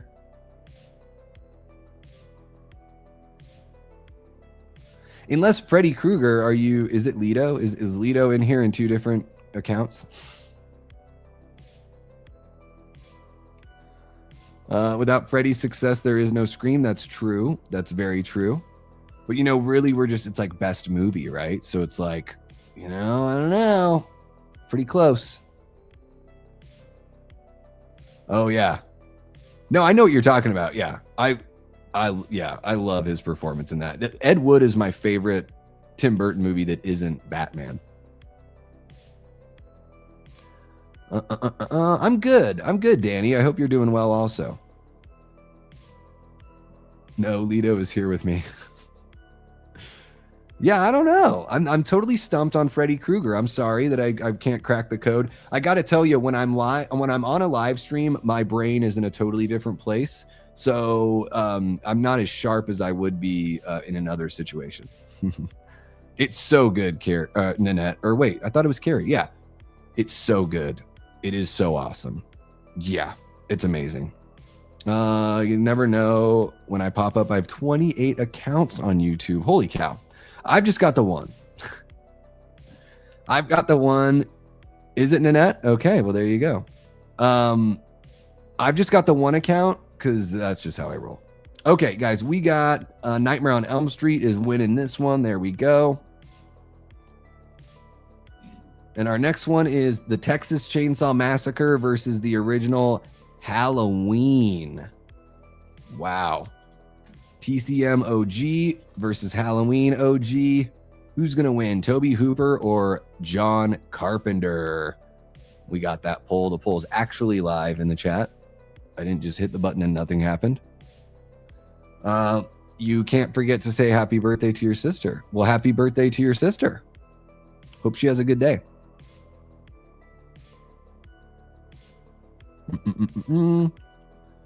He won. Yeah, I think he won Best Supporting Actor, and the makeup department won for his Bela Lugosi makeup. At least I am pretty damn sure he did win. Yeah. Me too for the free trials. Oh my gosh. Let's see here. Guys, we are like 16 away from 3,000 subs. 15 away now. We're 15 away from 3,000 subs. Let's see if we can get there in the next couple weeks here. Hopefully in the next few days. Yeah, it's going to be Mother's Day here on Sunday. There you go. All right, guys, this poll is done. Halloween is moving on. Guess there's no surprises there. I mean, we are a bit of a John Carpenter audience, right? And guys, this is it. A Nightmare on Elm Street. So it's come to this. A Nightmare on Elm Street versus Halloween. We could have avoided all of this just by putting these two together at the very beginning, but you never know which one is going to win. So I'm actually going to name this question, which is the best horror film of all time? That's what we're going for. Hit number 1 for A Nightmare on Elm Street, and 2 for John Carpenter's Halloween. There we go. That poll is live. You've got a minute to comply. You have a minute to comply. And we are at almost 3 hours on this stream. Epic as fuck. You guys are amazing. Thank you so very much. When we're all done with this, I might dip out relatively quickly because it's been about 3 hours and it's time for your boy to get a bite to eat and get back to whatever the heck my life is in the in-between. I don't even know what it is, guys. I feel so lost without you. I really do. No, I'm joking. But I would love to be able to go live every day for you guys. I would love to make this the full-time thingamajig. And I think, it's good. It's going to take a lot of time and a lot of hard work. But, man, we are chipping away, and you guys are busting your buns just like I am. So I love to see it. A 3-hour poll, yes. Yeah, did I have like the blue chew before jumping in here or what? Damn. Hate to say it. Halloween wrote the Bible for the genre, but Nightmare flipped it to pure Fangoria. Yeah, I will. And I'll just give you guys my thoughts on this. Like, I think the original Nightmare on Elm Street's awesome. I think it's the best in the franchise. I don't even think it's close. Like, I think Dream Warriors is really good and everything, but that first movie is so incredible. It is a little clumsy. You know, there's kind of a bit of a renegade sort of style to some of the shooting. It doesn't have, and it's okay that it's clumsy, because especially when you're dealing with the dreams and the surreal, it's not like everything needs to be perfect or anything. But Halloween just has this amazingly professional look for a very low budget movie. I think we forget that because we know what Halloween has become. But when you go back and you watch the original Halloween, it was what, like $300,000 to make that movie or something like that. Which at the time was probably like a decent budget for a low budget horror movie. But man, it's Dean Cundy with the camera movement and the lighting, right? That's huge. That to me just makes Halloween look like a mainstream, big time Hollywood production. And I just don't see that from A Nightmare on Elm Street, not the original film. And it's not a dig on anyone involved. It's just, I think there's, when you look at these two franchises or you look at the two first films in the franchises, there's just something about Halloween that just is so clearly above the rest in the in the whole of slasherdom. And even though not all the sequels necessarily carried that through, like, you know, still pretty awesome. I mean, Halloween 2 looks pretty damn good for not being Dean Cundy. At least I don't think it's him. But Dean Cundy came back for Season of the Witch. That movie looks great. So yeah, there's just something about the, you know, the crew, I think, that brought the little extra oomph to Halloween here. But no shame in A Nightmare on Elm Street losing this one to John Carpenter's Halloween. I mean, it's the second best out of 66 movies. So like, I think that's pretty awesome for A Nightmare on Elm Street to have gotten farther than Jaws and Psycho and you know, some films that are like very, very much like classic in every kind of way. So there we go, guys. I'm just going to, let's see here. I think I'll just flip it back on over to the regular screen if I can get my bearings over here. But there we go, guys. That is going to wrap it up. That is, man, we have determined guys, this has gone on for weeks. We did those 3 streams where we figured out what the best movie from each year was, 1960 to 2025. And here we are. We finally figured out which is the best of the best. So out of 66 horror films, and you guys, look at all the voting. Look at that little the little mini screen on the right side there. Those are all the different brackets we went through. Almost 3 hours of polls. And here we go, guys. John Carpenter's Halloween from 1978. We can say without a doubt, according to the Davey Deathray little corner of the horror community here on YouTube, that Halloween 1978 from John Carpenter is the best, greatest, whatever, however you want to qualify it, horror film, I'm going to say of all time, but at least from 1960 to 2025. So thank you so very much to everybody that made this happen, that made this possible. Guys, that means you all showing up to the, you know, previous streams and being able to set the table essentially for this big stream here so we can really put it all together. So thank you guys so very much. This has been hours of fun and hours of discussion and hours of grueling work. And I don't want to miss this before we go, guys. We've got YouTube me 7195 dropping in, I think that's Australian $20. Says just giving you some cash. Thank you so much, YouTube me. I appreciate it. I believe that's an Australian dollar there. Man, I feel so grateful to have people from all over the world watching the channel. It's great. And YouTube me, thank you so very much. Thank you to everybody that dropped some super chats. I'm actually going to go through those really quick just to shine a light on them all. Jiggy dropped a $5. Ryan Michael dropping a $5. Iris dropping a $5. Jiggy dropped a 20. Ryan with a $5. Paul with a $5. Iris with a 2 and another 2. Jigsaw with a 2. Tia with a 2. I missed this one, Tia. My parents' first date was watching The Exorcist. Oh my, I'm so sorry I missed this one, Tia. I hope you're still here because I feel bad. I really try not to miss any of the super chats. But Tia, you know that I love you. At least I think you do. Guys, Tia's hilarious. She's on the Discord.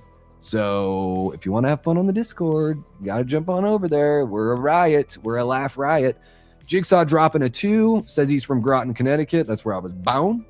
We got Iris dropping another 2. Iris with yet another 2. And then YouTube me with an Aussie $20. Thank you guys. You are amazing. All of this, All of these super chats are going to my trip out to New Jersey. I'm going to Red Bank in the middle of June, and I'm going out there for an event with my fellow team members on the Horror Show channel. I can't tell you anything more right now. Oh, except I can. One more thing. So going out to Red Bank, New Jersey with the Horror Show crew, and we're doing an event at Kevin Smith's Smod Castle Cinemas.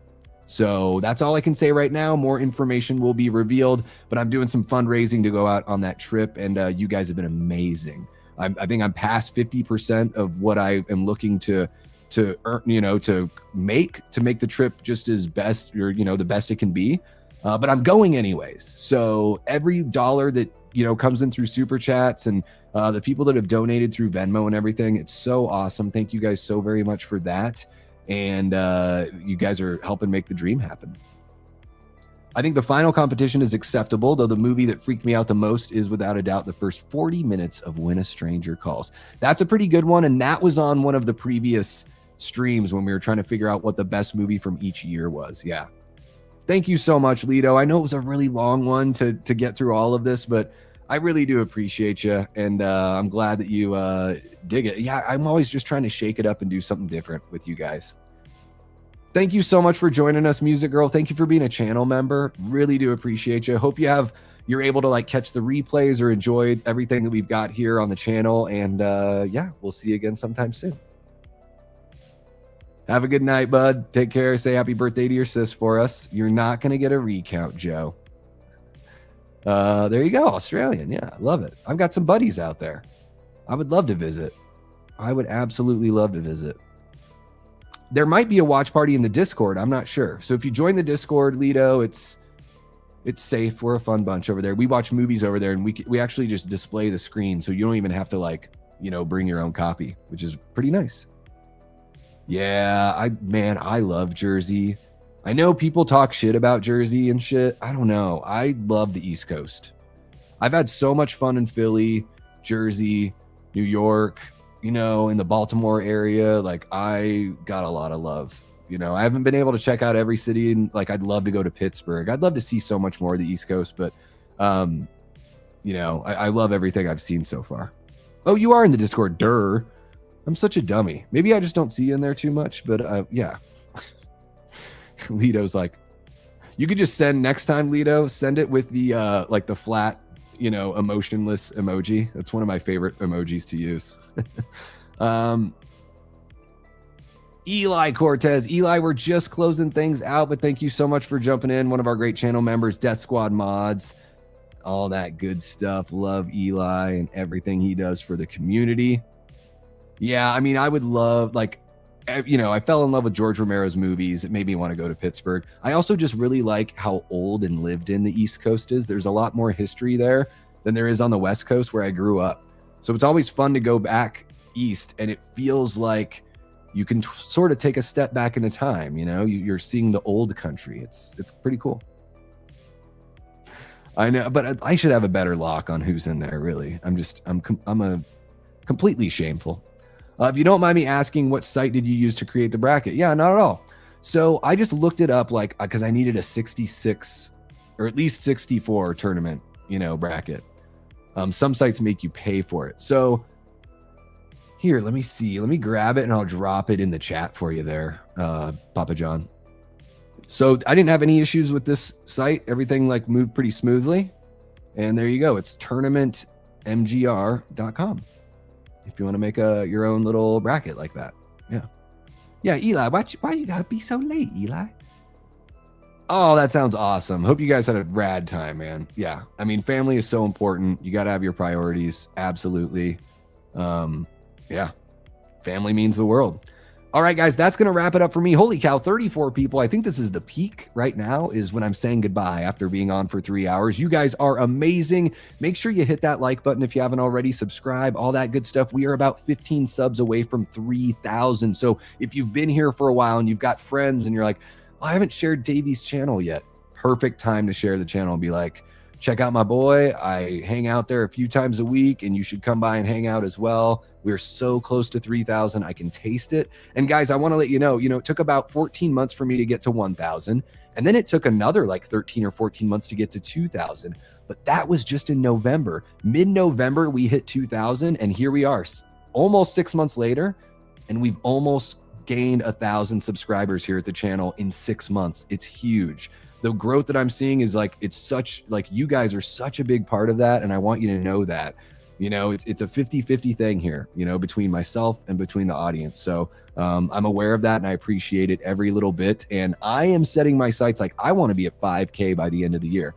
And I don't think, like, maybe it won't happen, but I want to shoot for it. I'd rather shoot for something big and fall a little short than shoot for something short and feel like maybe I could have tried a little bit harder for something more, you know? So there we go, guys. That's going to wrap it up for this one. You all are amazing. Absolutely. We are a family here. I love you all, my Death Squad folks, for the Patreon members, the YouTube channel members, folks that are, you know, here as subscribers, or maybe you're in here for the first time. Like, you guys are amazing. I love this community. I love what I, you know, have seen from it. You guys have helped me restore faith in humanity. No joke. I know it sounds like hyperbole, but yeah, you guys just, when I'm feeling down, I hop in here and it just, everything seems to wash away. So I appreciate you all so much. Thank you very, very much for the generous super chats tonight, and for kicking it with me for like 3 hours, kicking it with me and my poll. You know what I mean? I had to get one more poll in there. Paula, we do watch parties here on YouTube. I probably did one a couple weeks ago. I don't do them very often because I really like to do stuff that's like super engaging. And I know a lot of people do watch parties. I try to do something a little different, but we still do them. It might only be once a month, but we still do them. Yeah.